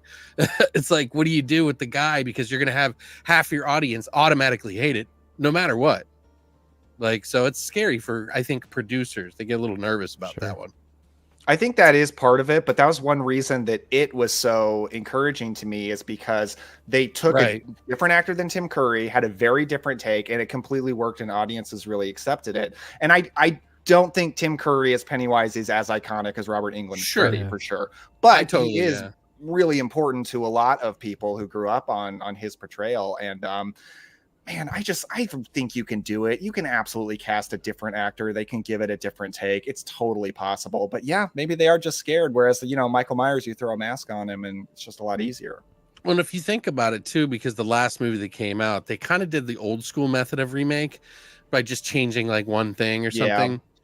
Whereas now being a remake is like changing it all and like reinventing it pretty much. Like, so that was like one of the last ones. And then everybody was like, fuck doing remakes anymore because that one failed. And like, we thought it was the perfect fit for the Freddy. We were like, oh shit, this guy's going to be great. And then like the story was kind of where people got upset. I think it was more and with the right. Yeah. I mean, I was happy with the movie just to see dream kills, but they followed a lot of the same stuff from before, and it didn't really, it didn't get people worked up again like old remakes used to. So no, that's fair. That's fair. Evan, how are you feeling about this news, man? I mean, you guys know how I felt about Evil Dead Rise. I fucking loved that movie. Both because I think it's great. There was also some other context there, but yeah, I thought Rise was fantastic. I would be curious to see Lee Cronin. Like, if it came out that Lee Cronin was doing it Nightmare on Elm Street, I wouldn't be upset about it. But, and a bit of my personal bias is leaking in here. I know that Flanagan has expressed interest in Elm Street and has said that he has like an idea for what he would do for Elm Street. And I think of imagery in his work, like the bent neck lady in Hill House, or the angel in Midnight Mass when Buddy's looking out onto the beach side and he can see him in the rain there, like that kind of like shadow drenched imagery Flanagan is very good at. I can picture him giving like a really dark take on Nightmare on Elm Street, very dark, very cerebral, which I would be super into. It's there's probably some, yeah, for sure. I mean, there's probably some bias there because he's one of my favorite people working in the industry right now, but it's also like I genuinely think he could do something really interesting with that property. Yeah, I love that. That is way more exciting for sure. Yeah, that would be my big thing. But again, now I feel like I'm getting spoiled because now he's doing fucking Exorcist, man. Right, but here's the other thing we talked about. That remember when I brought it up about how we like Mike Flanagan so much that we really want him to do new properties, and like now he's just like Joss Whedon. It's true. I don't want him to wind up just getting like shoehorned into remaking stuff. Right, that that's is what a I'm good saying. point. Like he really needs to get out of that before it's too late, because now he's pretty much like James Gunn and James Wan, who are, they have all these movies that they can't do, and then they do Malignant as a like fuck you to the industry because they can't do anything else. You know what I mean? Malignant so much, man. Yeah, that's why I like it. It's kind of punk rock for that reason. Yeah. And I think to answer a couple of the questions that have popped up here too, as I go through my little piece here on this, is like I personally think that from the moment I saw this, I knew it wasn't going to be Nightmare on Elm Street. Yeah, like it's just if it was, I feel like it would have been a way more specific reference. I feel like it would have been because like saying that it's ancient leads me. 1984 Ancient. No, right? That didn't line up. Yeah, it leads they me. They burned him in 1215, and he came back. Army of Darkness, but Freddy. And to answer Cosmic Urgency's question here, I heard from a buddy of ours. That's all I will say. That he saw there's another person, a YouTuber who's really well known for scoops, dropping some things on there. I will just say his first name is Critical. Did catch a little bit of wind. He has some info coming up soon talking about how this is all being debunked and that it was from somebody who works with New Line Warner Brothers, basically saying, no, it's not that. Like, yeah, they want to get out ahead of it. But again, it is just a scoop. So it's one of those things where I'm like, I can't sit here and say like, hey, this is super like on the nose, but I will say that I would not be surprised if as soon as tomorrow we get something that says no, it's not that. No explanations. Who's your pick? Oh, if I could, you said Flanagan, so I mean, I'll go with Flanagan. Yeah. I mean, I would honestly, if I had to pick one person, and I really want to be something, it's got to be psychological. Somebody that knows how to work. Somebody that kind that's of gotta fit the material really well. And I'm trying to think realistically because obviously, like, there's big name directors I'd love to see tackle it, but I think I'd really love to see what Kyle Edward Ball would do with that. From Rank, just because of how much of a nightmare. Not like saying that his movie was like bad, but like saying That's a like, hot the take, my friend. I know it is, but the nightmare imagery that he's able to like it, conjure though. in that film was one of those things where I'm like, dude, I would love to see him tackle bad dreams with Freddy Krueger. I'd Yeah. love to see that with his eye and things. And I know he would obviously try to tell it more linearly than like Skinamarink. It can't go with that. But I'd really love to see someone like that take a stab at it. Someone or and this is how I'll get Alex back on my side. Panos Cosmatos. Yeah, that That was the other name I was right. thinking. Yeah. Mm-hmm. I would Yeah, like to see somebody what he with, could like, do a with a lot vision more like money, that. and I think that would be a movie that he could kind of get into. Yeah, 'Cause he doesn't make big money movies, but I would like to see what he could do with it if he had all movie money. Like, Yeah. let's go. Eric James says Nightmare on Elm Street, directed by Michael Bay, and I've changed my answer now. I'm gonna grab the shotgun. No, I'm just kidding. I'm just kidding. And then we got a couple more in here. Cosmic Urgency says they should do the Robert Englund idea of having Freddy appear according to what the victims imagine him to look like. So kind of like a Pennywise thing. That's what Pennywise is, really. So like, how would you guys feel about that take? If we wanted to do, You gotta Freddy have the Krueger, look. like, It's too No, iconic. I want do you Freddy. think that it's got to be Freddy? Even Although I though- do want a more faithful adaptation of it. So on that note, Scarier, I do and no want comedy that, but too. I mean, that's another. I want thing. Scarier. I That want was, a Scarier Elm Street. I think that was a darker. follow-up I had. Yeah, And I But my think question is, we extremely kinda dark. had- It might Me have too. To be. me too. they kind of did that already though a little bit with the Jackie 2010 Earle Haley, remake, yeah, and that's people fine. didn't like that very much. So I don't think it was because it it was dark. I think it They was did because some the script samey wasn't kills, good. though. The hallway Yeah. kill, like where she's getting dragged through the hallway. Yeah. You know, like No, I would want that to be a very dark movie. I think because, like, Yeah. especially if, like, it would help with the sort of whiplash of not having Robert Englund play Freddy again, where, like, I think we got very used to seeing him play the humorous one. So I think if they tried to have another guy come in and play a humorous Freddy, it might be a little more jarring than if you let it be, like, a much darker take than Robert Englund's. yeah. And I think it also has to have like as much practical as it does CGI. Yeah. Because sure. you know they're gonna go CGI. Yeah, and I don't mind that. Like, I don't have a I problem don't with that. I mind, think but it like makes I sense said, for yeah. this. Yeah. It's gotta be a mix, or if it doesn't, it's just not gonna feel right, in my Sure. opinion. like, but could I'm you old, imagine a Nightmare on Elm Street, like if they gave it like the detail and attention that like they do with something like a Guillermo del Toro movie, where it's Yeah. like they're making dream sets that are so like practical it'd be and so awesome. well put together. Like, I'm even just thinking about like The Shape of Water and just like all of like the boiler room imagery that was in that film, like the lab and stuff. Like, if you darken that up and make that spooky, like that would look so good. Like, Honestly, Del Toro is a cool pick. it I would was be a thinking good that too, pick. actually. Yeah. That was another name that was floating Another around. one. Yeah, it was Del Toro. Yeah, He might make it a little too humorous, but you never know. You just never know. I don't know. He could get pretty dark. I never know what to expect with him, man. Pan's Labyrinth has He's got its a little of moments both. of like being a little bit like it's supposed to be that fairy tale whimsical niche to it, but like that movie gets pretty dark. Super dark. And The Devil's Backbone, too. Yeah, that's another The one. earlier stuff for sure. Very Fable-esque feeling Mhm. stuff. You know, he's Mhm. been very into Yeah. that. I love Pan's Labyrinth so much. I watched that movie probably like Just once got every that on couple 4K. years. I can't watch. See, I Give want me- that so bad because like I know that movie looks good on 4K. It has to. And then we had Crystal saying Evil Dead Rise was my number one last year. Oh, Suck wow. it, Daniel. My Wow. my top Just two kidding. favorites from 2023 were two polar opposite movies. It was Evil Dead Rise and Skinamarink were my two favorite horror movies from 2023, and they serve completely different purposes. Wasn't it this one? That wasn't that this year? Mine. No, did that come out last Mine year? of 2023. Yeah. Holy Yeah. shit! Um, I liked it. Yeah, it was I even good. It started wasn't to my favorite. enjoy it more watching it several times. I agree. I feel like that's a movie that's grown on me the more I watch it.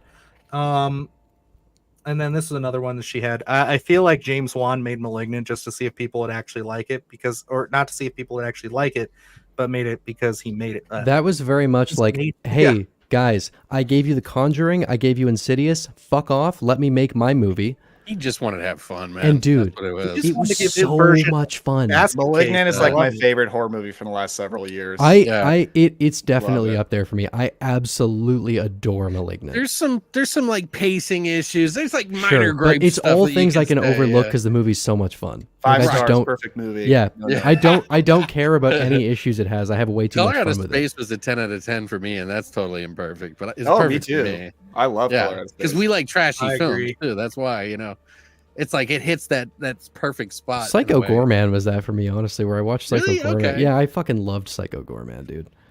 I had a blast with that movie. I feel like that movie is so mean because like they turn that little kid into I a know. walking brain. I know, and but they just dude, I was in leave him there by the end hysterics. of the movie, and I'm like, what about this poor child? What's Yeah. going to do with him? Dude, One of my favorite scenes in that movie is when they're in the car or the dad's getting ready to drive away, and then they get into the argument right before they leave to save the world. dude, And I was like, he's like, yeah, some of us are like this, huh, Susan? And I was like, oh my I God. love that movie so much. Oh, you got to watch that. It's so goofy. That's part of that group of people who made like The Void and Yeah. the other one they did. Yeah. Well, that dad was a wanted to combined effort. Yeah. Yeah, My dad but wanted to they- get in touch with the guy who made it and see if he could order one of the like brain. Remember the guys who were sitting at the table and it was like a glass box with a brain in it and he had the really funny face. My dad was like, "You should get in touch with the guy who made the movie, see if we can buy one of those." You're talking about Astron 6, by the way, right?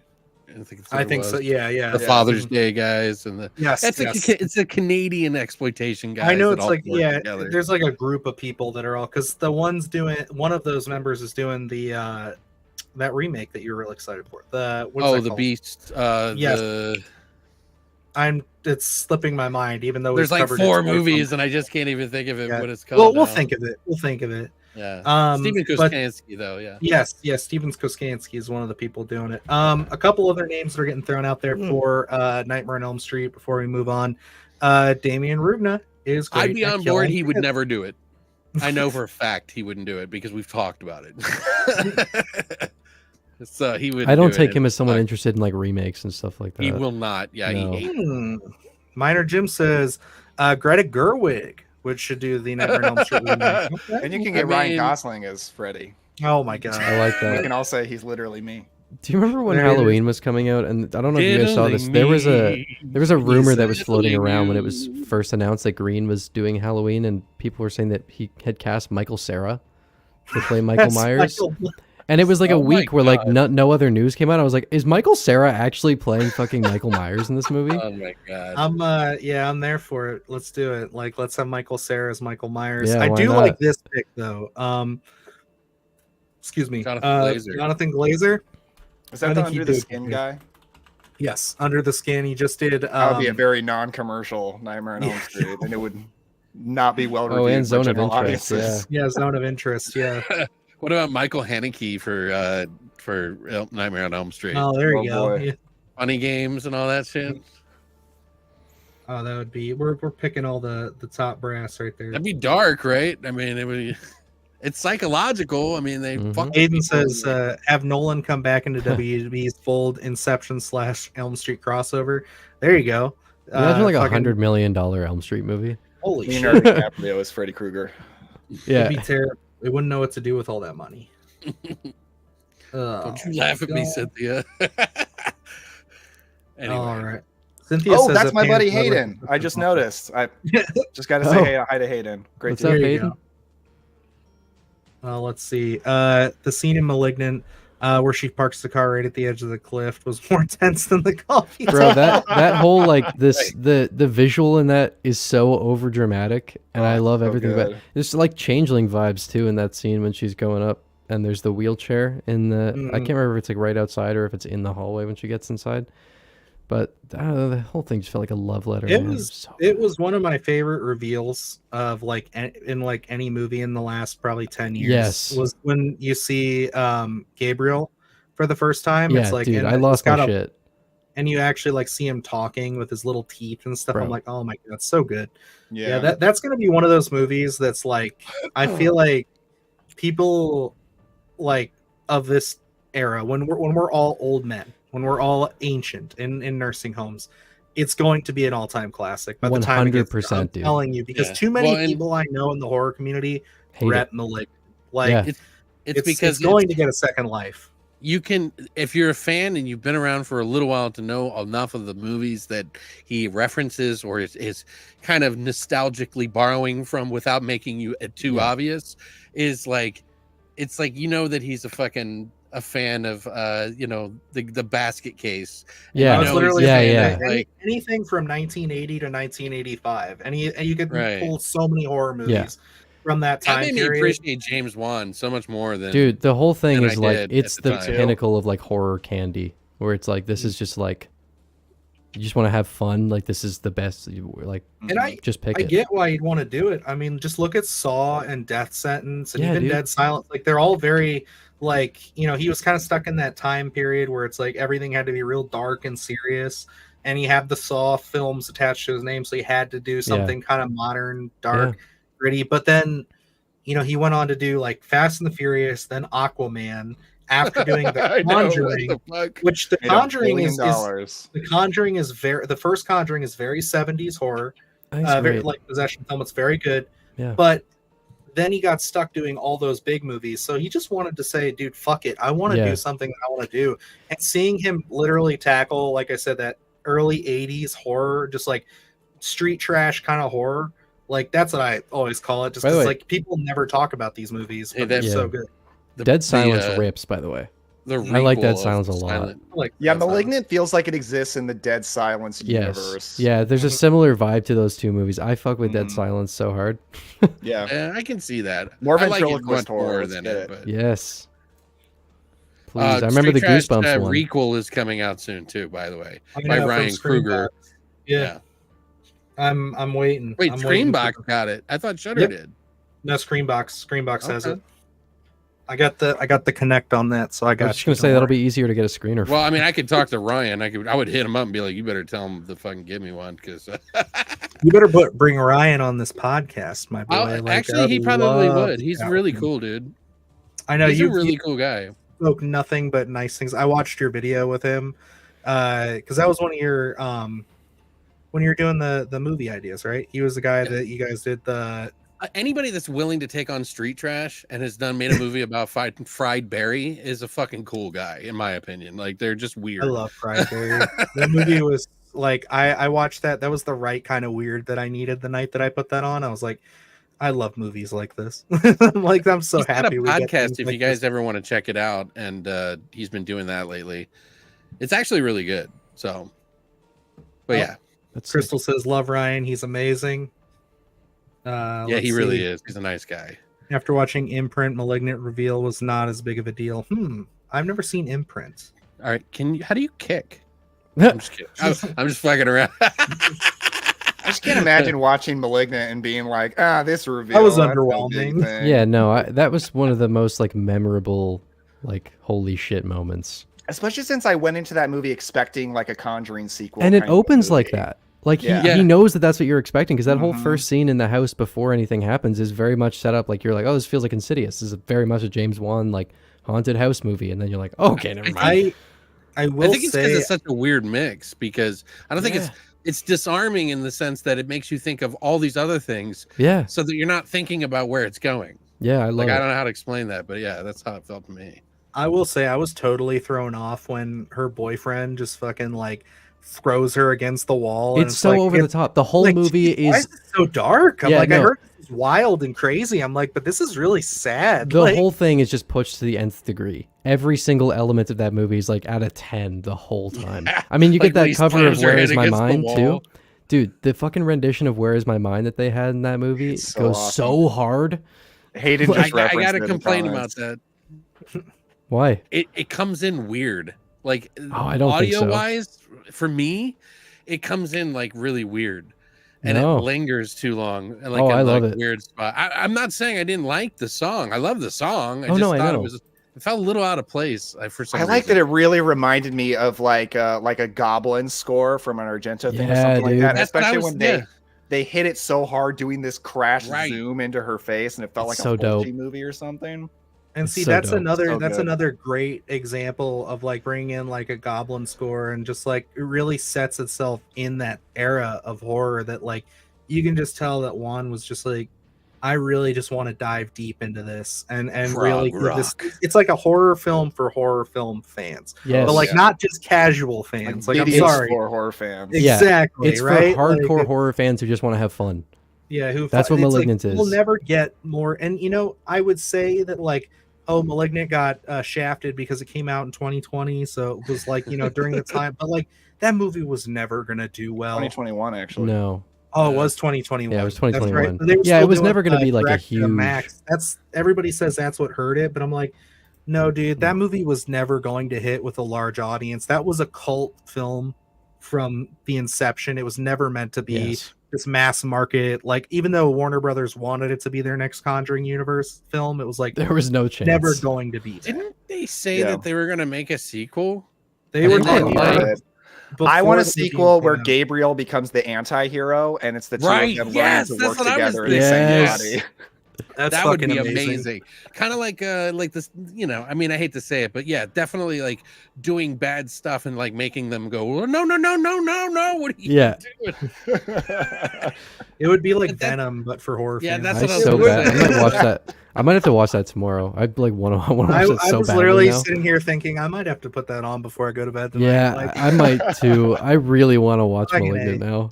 I'm Part sorry two this is turned actually into like a Malignant thing, and we've talked about one story. So, I'm like, not complaining. By the way, I don't thank you, know, McKay. How's it going, buddy? yeah, let's talk about some of these real quick. Obviously, Hayden mentioned the moment you guys were talking about there, but Yes. I really want to talk about this too. Necromechanical says, "I need news on the Toxic Avenger. What happened to that movie? I am so This year. confused. Is it happening this It's year? coming this year. It's been I think a lot of it is because of Lloyd. He wants things to be so specific on it because this is like the big. I think he wants it to be a certain way. Well, we and- said it was like going to be like his swan song. Right, that's what I essentially. mean. And I Great. think it's because I think he might be too handsy on it. And it's like some people didn't like it or some people did, or you know, because some people have seen it. I heard it was at Fantastic Fest last year. I heard it was really good. I heard that it's again like Malignant. It's for people who are fans of trauma. It's for people who are fans of these like weird, trashy underground films. Like that's the audience it's going towards. And so it's like, and I don't know why it's just taking so long to come out. But I mean, if it comes out like around October, I think that's the best time. Like just drop it in I hope October. so. And like I think it would do really well, even if they did like a slow rollout. But the It's craziest gotta be thing is this year. It's the distributor is Legendary, so it's like, Yeah, and that's that's a so big weird. studio. So that's so strange that like it's been sitting on the back burner for so long. But yeah, that's another one. Like, if we could you imagine if like we had Toxic, like Street Trash, Toxic Avenger, like only a couple months from each other? Like that'd be amazing. Right, I know. Like it would be insane. People let's are see, it upset was- about the Street Trash one, though. They think that it's a remake, and people are like, I don't think we should do a remake. And there might be some things in it because there's some like the way that they've been talking about it. And I'm not spoiling it really. It's just, you know, it's about this task force that's going out and then it turns on itself. Like the homeless fight back. I'm down with So it. it's I like feel one of good. those kind of things. And it's like that may be kind of like semi. I don't think it is because Ryan's just like pushes the boundaries on things. And like if you've seen Fried Berry, you know how much he pushes the fucking boundaries. yeah. So it's like, yeah, he may have some like elements in there that people will be like, oh god, woke or something, you know. But then I think it's Street Trash. You can't take that away from it either. So it's like he's gonna make it really disgusting. So, No, I don't know. I completely agree. Like I want it to be boundary pushing though, as far as just like the content. And then Macabre Bat says, I've heard that it's too extreme and no company wants to buy it or distribute it. That sounds like marketing to me. Okay. For a Yeah. trauma movie. Yeah. I Well, would that's like agree. the in a violent nature. Everyone's throwing up at the theater. Yeah. Okay, yeah, sure.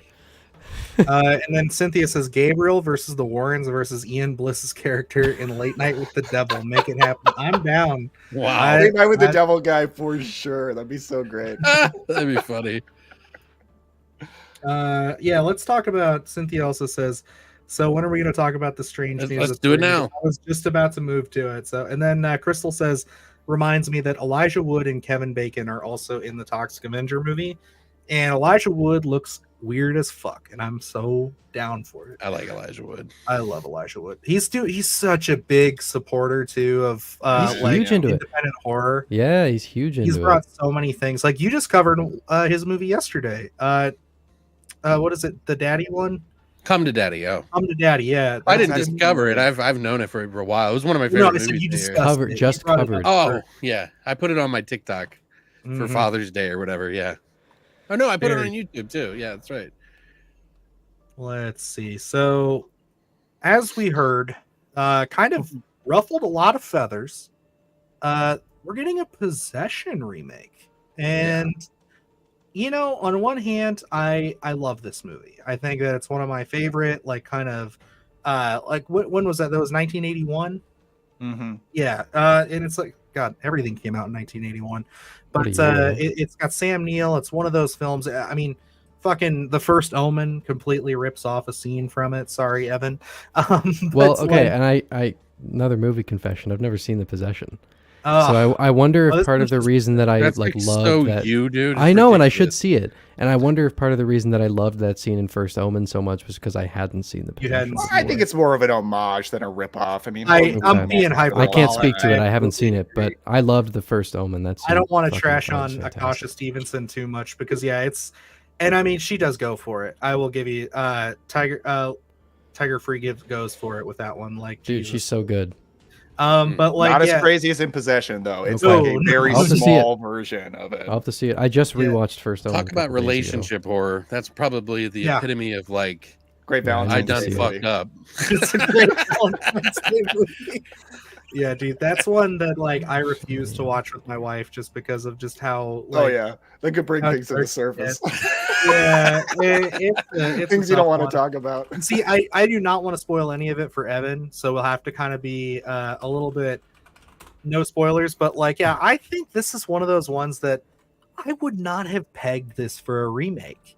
Like, just because I don't feel like this is a movie that like general audiences want to see remade, and it's definitely one that I know clearly this week horror fans are a little iffy on it. I'm okay with it getting remade. Like, I'm always down to see what someone else's vision is on something like this. But like, it is one of those ones where I don't expect anything like of note from it, even with Robert Pattinson in it and Parker Finn. Which, you know, I thought Smile was okay. I'm curious to see what Smile 2 is going to be like. But Yeah, I like Daniel- Smile. how do you feel about this news? Yeah, it's really interesting. I also love Possession. I first watched that with a couple of my best buddies, and it's still like one of our favorite memories that we talk about, that we watched that insane movie together. It was like blowing our minds. Such a, I hesitate to say fun movie. It is kind of a fun movie, but it's also very sick and disturbing. I'm totally fine with the remake. This is the kind of remake that I think is getting remade, probably because the filmmaker's really passionate about it and really like wants to have a take on that. Not because there's some studio out there being like, we gotta capitalize on this name brand of Possession and make a lot of money off of it. Who can we hire? I can't imagine that's what's happening with this. So I think this director is probably like, he's probably got a take, and he loves this movie and he wants to do something with it. And I'm down. Like, I'm totally down for another movie about, you know, a failing marriage and take it in some weird Lovecraftian directions like it does. Go for it. I think that could be cool. It's probably going to be a little more on the indie side, a little lower budget, because it's probably not going to make a lot of money. So these days there's a lot of really weird, disturbing kind of stuff happening in indie horror. So I think they could take it in a direction like that. I think it's probably not going to hold back too much. I'm with you, Dylan. I think Smile is okay. But also when I saw it in theaters, there was somebody like coughing nonstop in the theater, and I was afraid of COVID. So that may have had something to do with it. I do as think well. that the opening scene of Smile was the scariest scene in 2022, at least that I saw. Okay, That first like therapy session scared the shit out of me, man. that's Yeah. cool. I thought that was fantastic. Now I have seen The Possession, that one with Jeffrey Dean Morgan. There you go. Oh, You ever seen that movie? Oh, No. I think maybe I've I heard am not. one of those So- Pope's Exorcist type movies. No, his daughter gets like a haunted box at a yard sale. And Right. There's a It's the demon Dybbuk living box. inside It's it. the I real actually Dybbuk don't box. mind that movie. I That's like the one that that movie. Sam Raimi dug 2011. up. Mhm. Yeah, something like that. Yeah, I actually like that movie. I did want to say, and then I'll pass it off to Alex here. Just my quick comment. This does. I agree with you wholeheartedly, Daniel, that this does seem like a passion project from the director. This gives me the Suspiria remake. Right. Thought of that Exactly too, what I was just gonna which is say, good, and I like. Yeah. Luca Guadagnino, like it's one I of think those he where would it's do a like, better job personally, but oh, I would give Luca anything he wants, especially because like the back to back of Suspiria and then Bones and All, like 2 movies, absolutely adore them. And you know, it's one of those things where it's like I think like if they're coming at it from that angle, because like yeah, I'm with you guys. I loved the remake of Suspiria. I did not think I was going to, because it's one of those, when that was being remade, I'm like, why are we doing this? Like the other one is such a classic, and it's one of those ones where it's like I feel like, again, hardcore horror fans love that movie, but not a general audience. So the fact that it did, but it also bolstered the original to the point where now seems like more people know about the original Suspiria and appreciate it more. So I'm kind of hoping for that. But Alex, how are you feeling about this?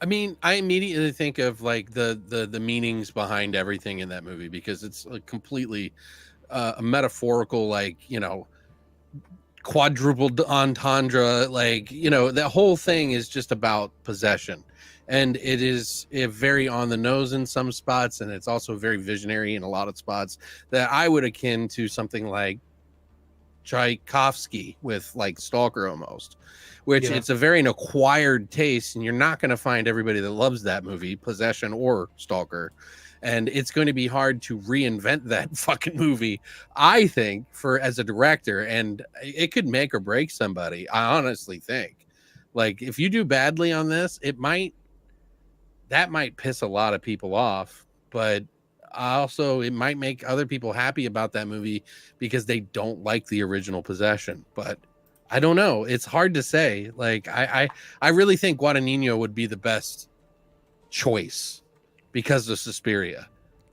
I feel like at the very least, though, this remake will get a lot of people to check out Possession. Right? Yeah, So that'll it's be true. cool. That's true. But a lot of people are going to check it out now, just hearing the news, that are Smile fans.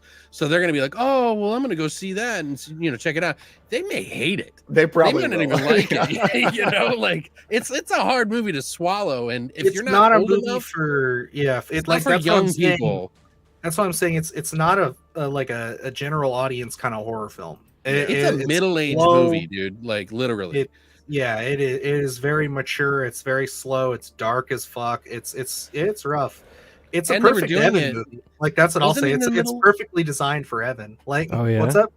Weren't they doing it in the middle of the war between 2 countries at the time? Like I forget. Like they were shooting a lot of the scenes like in like. Is it a Polish movie?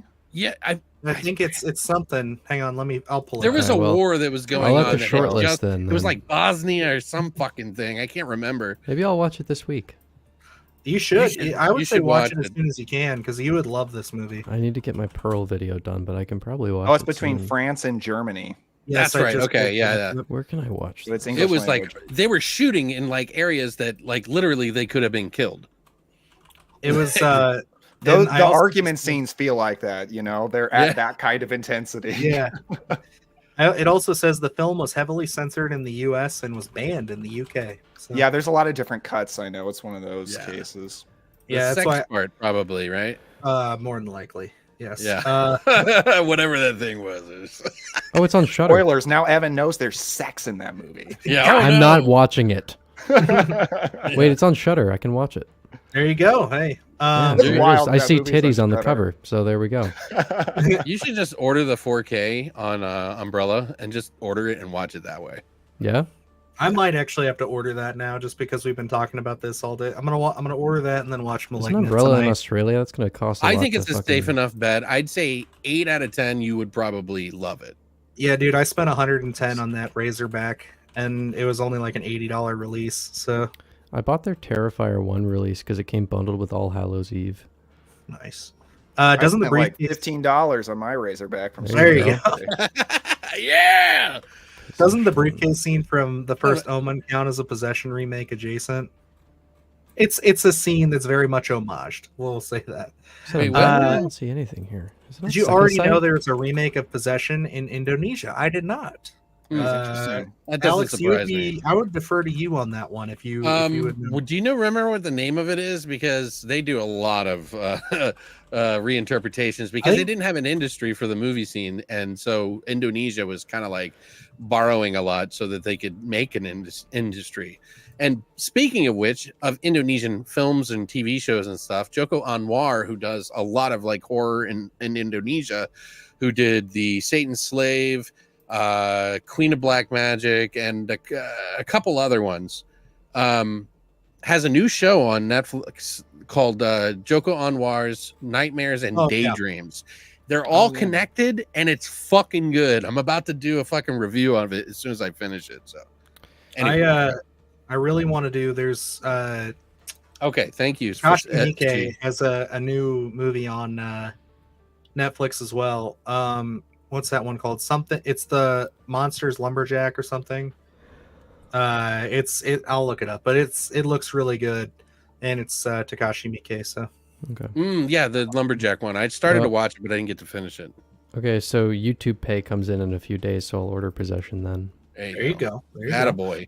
That's a nice I bet set. they're actually remaking the Possession Sarah Michelle Gellar one, or Possession Jewish horror film about. Is that the Possession? Because the Possession had the Jewish. It was a Jewish demon. Yeah, it had Henry Dean Morgan in it. Jeffrey Dean. Sorry, Henry. Yeah. I actually really like that movie. I watch it every October. Hayden says, I love Possession to death, but not adverse to a remake or sequels at all. Make it all. We'll like it or we won't. It'll never erase the original. Movies ain't scared. Just my opinion. Or movies ain't scared. Yeah. He said that, they said that Fred Bear said Possession Karek Sukan. Gotcha.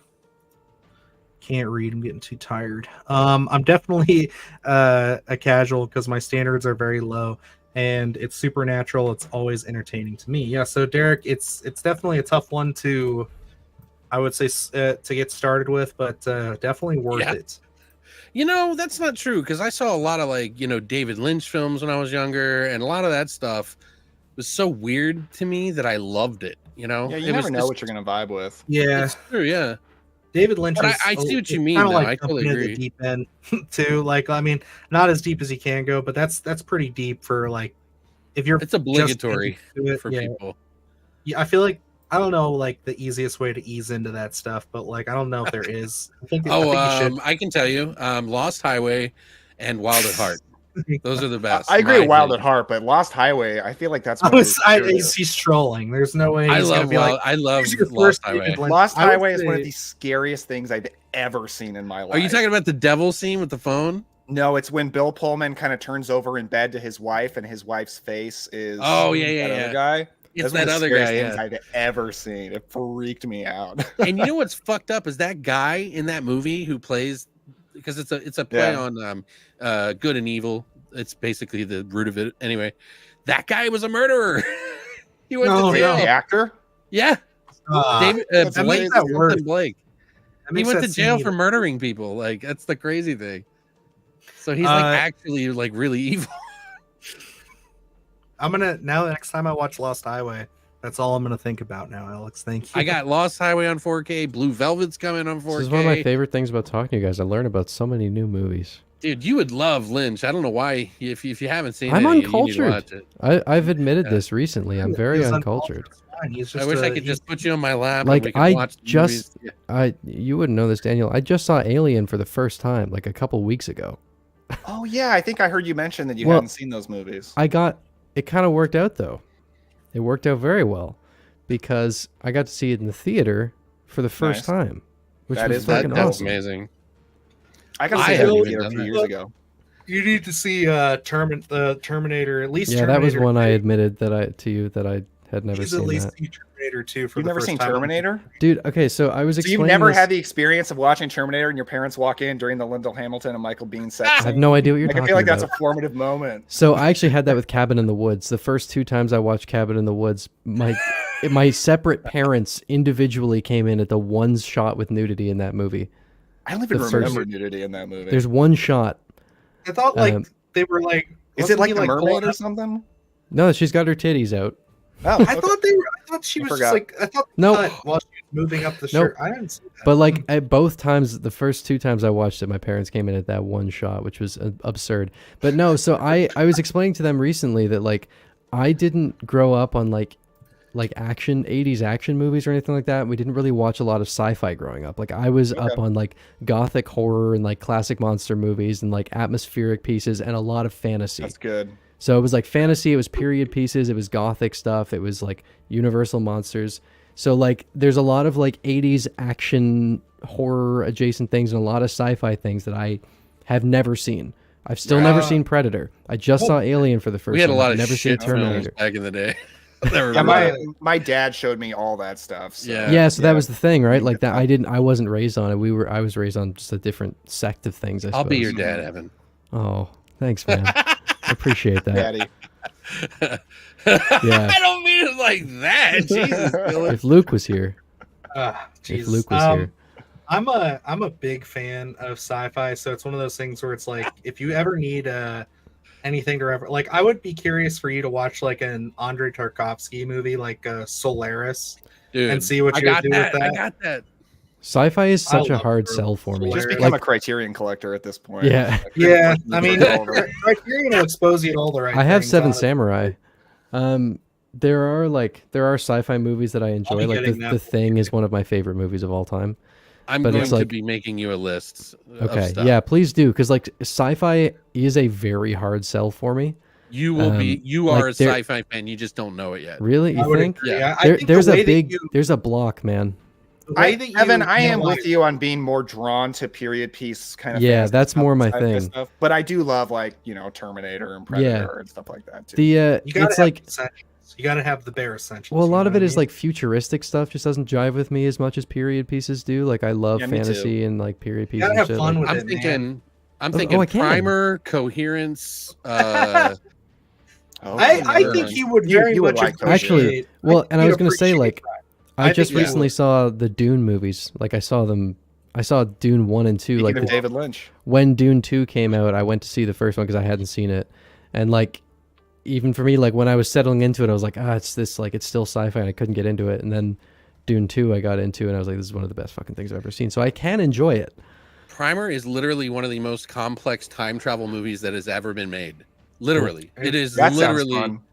It's one of like there's a video by a girl, she's like called the New York Girl or something like that. She does a breakdown of how the time thing works. It's amazing. It's like one of the most amazing YouTube videos. I've watched it like 10 times. It's a because movie. Like it's the that best way good. to describe it is like it is a movie where someone actually took the time to try to work out a realistic way for time travel to be possible. Right. Now, there's no way to test it, but it is one of those things where it's like they actually like bring it to a point where in your brain you at least sit there and think, okay, no, I could see this happening. And it is tough to understand. You'll benefit from it. It just got who just put that out on Blu-ray? Was it No, Second Sight. Second Sight? Because they did I that love and Second they Sight did so that much, man. and Upstream Color. Because I that have was seen Upstream Color. Yeah, Upstream Color. That's is a little also bit great. weirder. That's a little bit on Is- the weirder, surreal side. It's more surreal for sure. Isn't I that like the one both with the of them. pigs? Yes, Yeah. and the larvae and stuff. Yeah. It's a good one. I really is that Shane Carruth? Yes. Yeah, I like his stuff. He hasn't done anything in a while, has I he? think he's kind of canceled. Oh, what'd he do? He was abusive to his girlfriend, Ah, who's now a disappointing. filmmaker herself. Oh, man. She was also in the Oh, Pet Cemetery remake. oh, okay. Oh, Well, Okay. I think that's what happened, if my memory is correct. I mean, it would make sense because he did. Granted, there was like a long gap between Primer and Upstream Color, but yeah, that sucks. I liked his fuck, movies. man. So, yeah, right. Well, now I'm not God, gonna I buy hate those that. on Blu-ray. Why do you gotta be a douchebag? God damn it, dude. Daniel, Like fuck fucking. out of here, ruining everybody's time. No, I'm not kidding. him. Not him. The guy that did No, it. I wanted to like Shane Carruth and not live with that knowledge. I wanted to be ignorant of that. canceling people here. Yeah, Cancel yeah. culture, man. No, it's like I'm thinking of the other one that really upsets me is The Color Out of Space. There was going to be the sequel for fucking. I know, dude. And that now I'm fucking like, whatever. I guess that's never happening. Yeah, So I guess we're never going to get so Lovecraft fast, because dude. everybody can't fucking get along. I feel like that movie like Okay, came out- I googled and my memory was correct. Oh Yeah. fuck. Well, And that she sucks. filed a restraining order against him. Do you know what I do now? I just type people's names and I type controversy after it. And then I let it unfold. Did you do that with me before you let me on here? Yes, actually. There's I did. Rockland Actually, I did Graves a background controversy check. I now. stopped Someone by made your a house. response I don't know if you video heard to the me. window being tapped Oh, on. that's right. Really? Yeah. Yeah, I have Oh. controversy now, man. That Yeah, do you want to sucks. talk about that? I'll talk about. No, I'm kidding. Oh, Oh, yeah. we don't need to talk about it. We don't need to talk about it, but there's a hater out there who is beating up on our boy today. See, Yeah, that's how you know you're Evan getting thinks up. The women more are haters you cool. get. How dare you? Yeah, it was that I didn't think that every woman was the same person. He took a lot of issue with that. Yeah. But it was a very interesting. He made like a full 15-minute response video to a section of one of my videos. Yeah. This Which was tiny little thing that he said fascinating. in a movie, he turned into a 15-minute I hate women fucking I mean, Oh my video. like God. I don't think it's Jesus necessarily a Christ. hot take to say that Ethan Hawke's character in Sinister was a selfish person. I don't think that's a Oh my hot God, take. of course. So that's he what I did with said. his family Family to moving a to his murder. house. Basically, the angle that he was taking was like, Insane. no, his wife is forcing him into this and is trying to. It's like, bro, she is begging him to stop doing this. What are you talking about? Wow. But yeah, anyway, he made like a whole video about it. I responded to it. Like I left a very respectful comment, being like, I'm not with you here. But yeah, it was fascinating. The dark side of YouTube. Yeah. There's a lot of it. All I will say about it, because I don't want to get into it, is All right. I just wanted him to explain his side of it. Yeah, he because didn't hold up to missed scrutiny. He missed the point so hard. Yeah. And you can just, all I asked him straight off was, have you watched the whole movie? Yeah. Like, have you actually watched it? And he refused to answer if he watched the whole movie and just told me I didn't understand. He also and called him that was the Elliot. whole So point. That you was the know. other. Yes, right. he, So I'm he sitting referred here to like, Ellison as Elliot. Right. I'm like, this is the main character, dude. it was. Rip in It Praise of was- Shadows. Dude, I was thinking about that In Praise of Shadows thing the whole time. Yeah, that was. Just As, where someone thinks they're making such a crazy point. No, Crystal, it's not real controversy. I just said that women are people, basically. Yeah. Was the extent How of what I dare said. you? Yeah. It's not even. Yeah, he didn't even go like.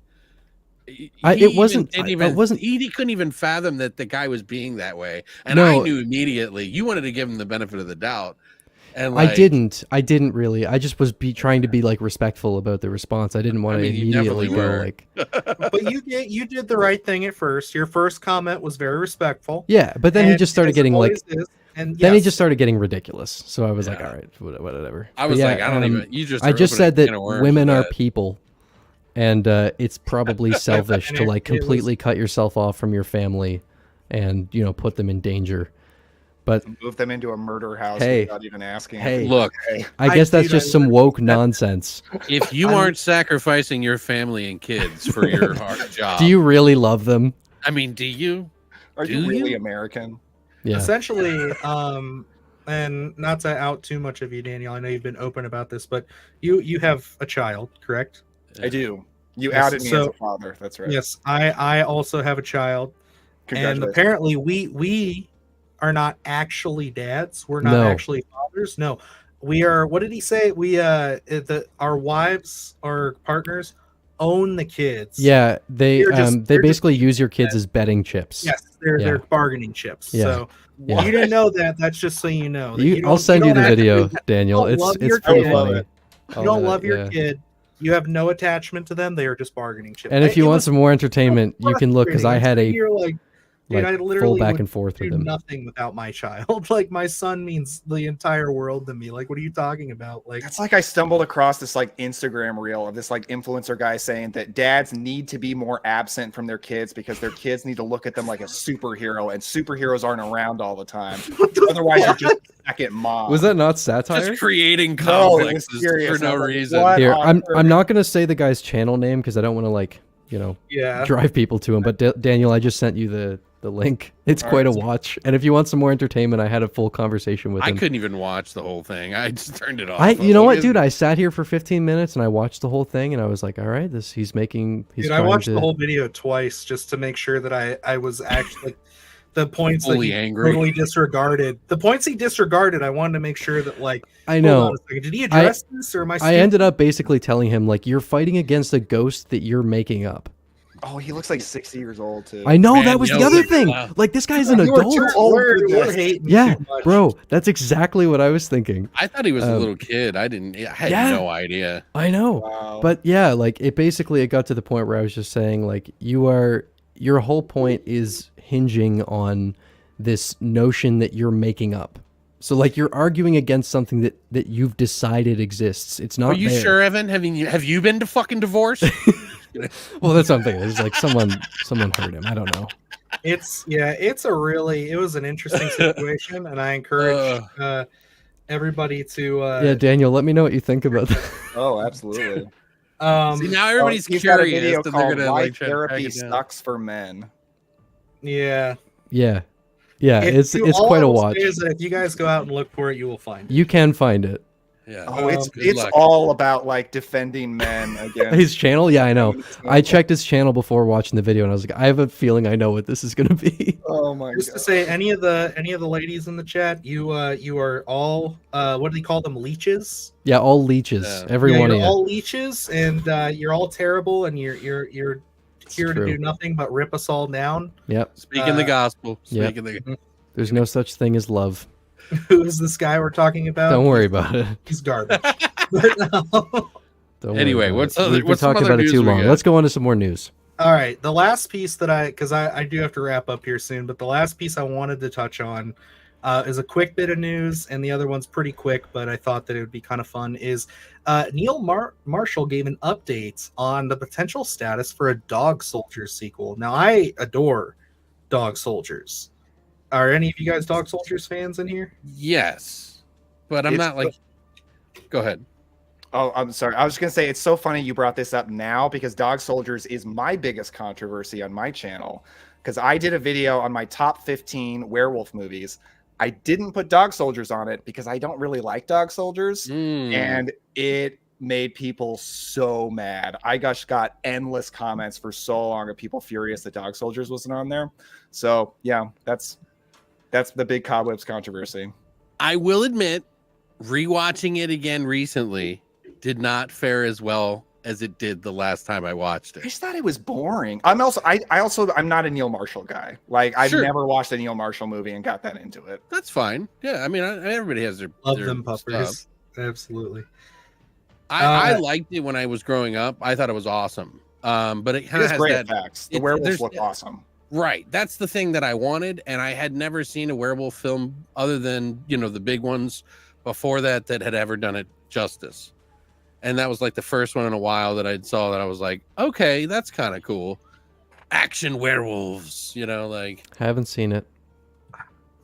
Wow. But anyway, I'm gonna just leave you guys with this real quick. I gotta run upstairs real quick and say hello to my son because he just got home. But We can take it from here. You're not Oh, really yeah. his father, though. Remember that. oh, Yeah, that's right. yeah, I'm not actually his true. dad. Make sure But, you put them in the They're grinder so her you can get kids, not successful. yours.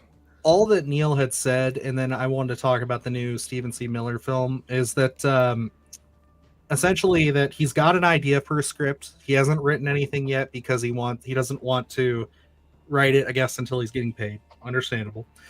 But he says that it was in like active talks, active development, like a couple years ago, and then it's all been quiet. He's like, but he apparently has an idea for 3 films. So it's one of those things where it's like, Wow. They should Dog announce a Soldiers ever trilogy pops up- right away. 'Cause No, Right. no more As of well. that. I'll be right back. You guys Blind talk about confidence. this real quick. Okay. Hey Daniel. guys, we're gonna make a new franchise, all right, and everyone's gonna love it. It's like I mean, Neil every Marshall's doing director great. You see ever. that Hellboy movie he just made? Right. I mean, that is actually he's got a couple bad ones. There was that one where they do aliens out in the middle of the Mojave Desert, or no, it was in Iraq or whatever. I got to see it at a festival or whatever. it was like lines like out of what is it, Fast and the Furious, but like not in a good way. Like, yeah, like, yeah, boy, and like they're like getting excited out of the middle of nowhere about the dumbest shit, and it was terrible. But yeah, I mean, I get it. I totally get it. But I do like dog soldiers, so I can't Most people help. do, and that's totally fine. Okay. Good. I need to have someone to talk about this with, because neither of you guys Dylan and Alex are not as excited about this as I am. I gotta ask you about Nosferatu for a second, man, because I haven't been able to talk about it, and this is how Alex reacts every time I bring it up. So Guys, I gotta have someone. I gotta have someone who's also excited. So, are you a fan of Egger's work, or is this because of Nosferatu specifically? No, I'm a big fan of Eggers. I mean, I think The Witch is probably the scariest movie I've ever seen. And it's up there, dude. Yeah. Yeah, I think it's incredible. It's one of my favorite horror movies. The Lighthouse, I've only seen once. I didn't love it, but it was completely different than what I expected. Yeah, me too. I really thought the trailers were selling me on an aquatic horror film. Same. And I heard people talking about it, and people were talking about mermaids and krakens, and I was like, this sounds awesome. And then I went into it, and it's a movie about people losing their mind. Yes. So yeah. I felt the same way where like the first time I watched it, I was mostly feeling like, oh, that just wasn't what I thought. But then like I've seen it like probably 6 times now. And like every time I watch it, I like it more and more. I have the screenplay book actually back there, and reading it and seeing some of the details in that script is making me appreciate it more.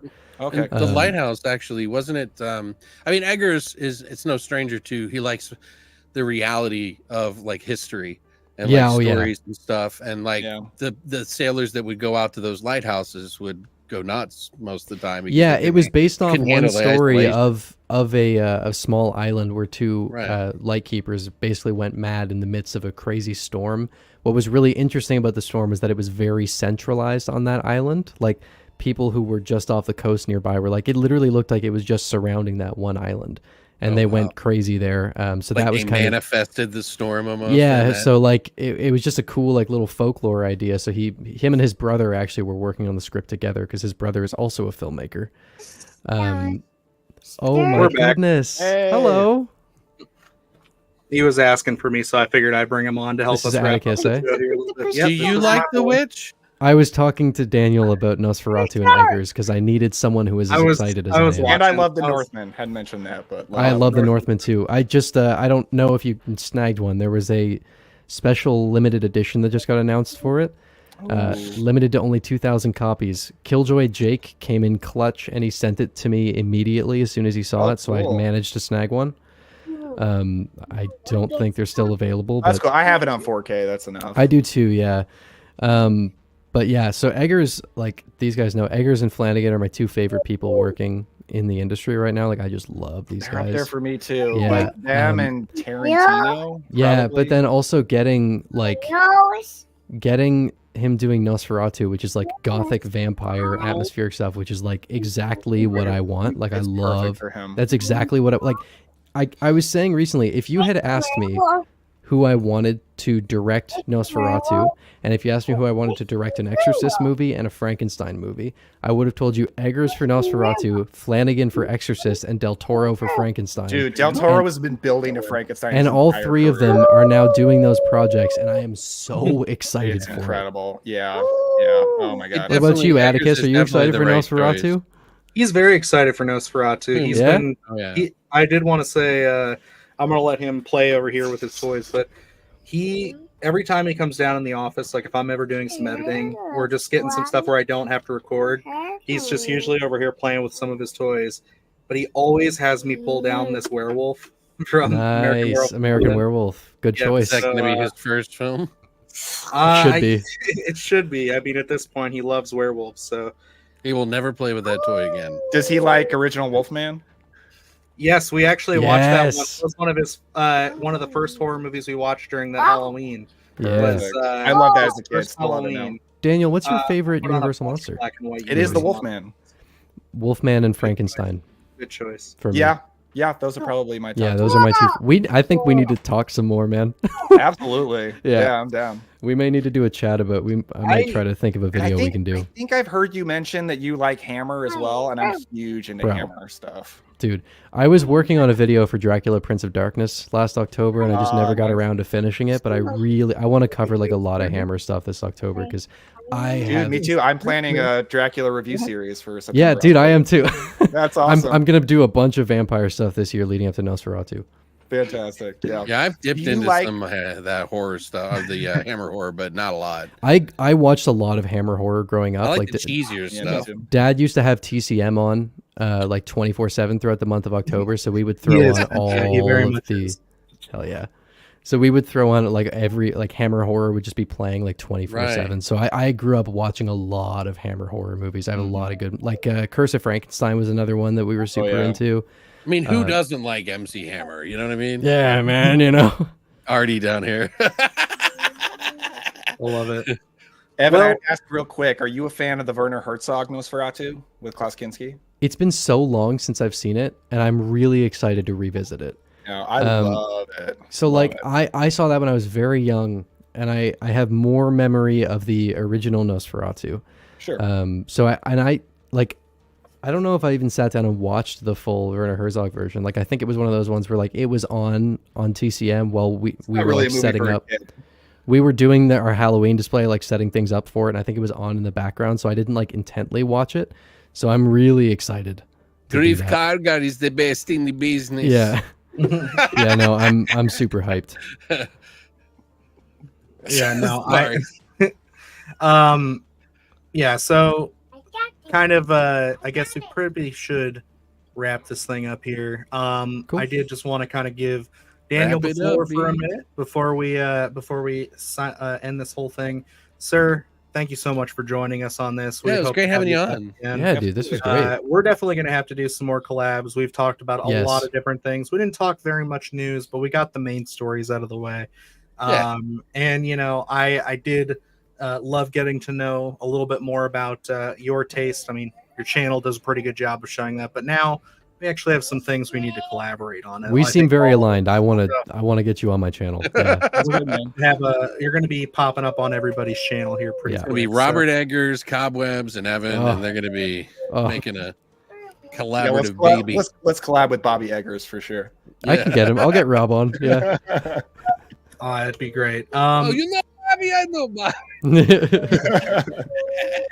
Daniel, feel free, let everybody know a little bit just about your channel, where they can find you, and what you got coming up.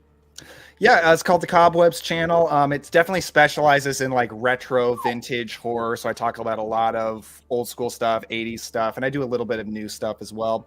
I've got a video posting on Wednesday that is top 10 like underrated 80s creature features, and Alex is featured in it because it's the first one I'm doing as a collab where I'm talking about 5 of the movies, and then I've got 5 other YouTubers that are going to pop in and talk about a pick as well. So you can check that out to see me and Alex. So that'll be fun. But yeah, I have a ton of ranking lists. I just did one of my top 10 graveyard set horror movies, which was fun. And yeah, I just gotta, you know, try to put out some spooky vibes and have a good time. Love it. You'll like his channel, guys. If you like ours, you'll like his for sure. Yeah. Thank you, Cynthia. By very the way, high quality stuff. Absolutely love it. And again, like I think that one of my favorite things is like we talked about how you do a lot of lists and stuff, but I think that one of the things that I appreciate about your channel, and I didn't say this earlier, was just you have a lot of very out of the box ideas when it comes to that. Because I feel like everybody does my top 10 werewolf films, my top 10 this, you know, and you do have those, but you also have, again, like top 10 graveyard films, like, you know, it's stuff like that. It's like I appreciate that. It gets the creative juices flowing a little bit. Yeah, and lets you think we can do more than just, you know, a top 10 you know, werewolf versus vampire movies, you know, stuff like that. So I appreciate that from you. So thanks, man. No problem. But I guess Evan, Alex, you got anything else for the chat here before we sign off? I've got a video for Pearl coming out next Monday. I've had a lot of people ask me about Pearl recently. I am covering all of this before Maxine comes out. My Quiet Place 2 video came out today. And then next week we've got Pearl before Maxine is out. I'm really, my focus right now is I'm just trying to get back on schedule because I've been very behind on things. So I got a lot of new stuff coming to the channel. I just did a latency review, and I got Rob Jabaz from The Sadness, and then of course I got this book of Junji Ito Ramina, which is a manga that I got to do, and I've got this new content that's coming out. I really need everybody's support on because it's something I'm really passionate about, and I hope does really well. And I mean, if it does, great. If it doesn't, not. But I think it's going to turn out really well. So I'm hoping for it. So if you see something new that you've never seen to the channel, make sure you like it and share it. Yeah, I know what this is, and I'm excited. We'll be sure to share it for sure, Yeah. and make sure it gets the widest reach it can, my friend. Thank you. And of course, yes, we all have channels. So everybody you see here, each one, and they're all in the description. So if you guys could subscribe and show some love and support to all those, we do appreciate it. And yeah, we'll definitely be having more guests on the show. I don't think we have anybody lined up as of yet, but who knows? We got 2 weeks, so I have some ideas. Let you know. I love it. I love it. My son is having a great time playing Yeah, I can Werewolf hear over there. But yeah, this has been a lot of fun. I really appreciate doing this, and I really appreciate all of you for showing up. So thank you as always. And yeah, I guess until next time. You guys, thanks for coming by and supporting this. This was really fun. This is a good one. No, this is a good one. And yeah, I guess I'll wrap it up. I got fun. it so perfect. I got it so perfect. perfect. I say that every time. I'm screwing up the outro, but it's all right. What did I say? It was that one time I really liked it. You can tell he's practiced, guys. Yeah, honestly, it's like I get so down after these. I'm like so like energy ridden. I was still pretty happy with the outro I gave when we went on Jake's channel recently. That was fun. There we go. I love it. Alrighty, and oh yeah, here it is. So until next time, remember, long live the void. It's gone. Anyway, we're gonna end it here. So, next time, guys.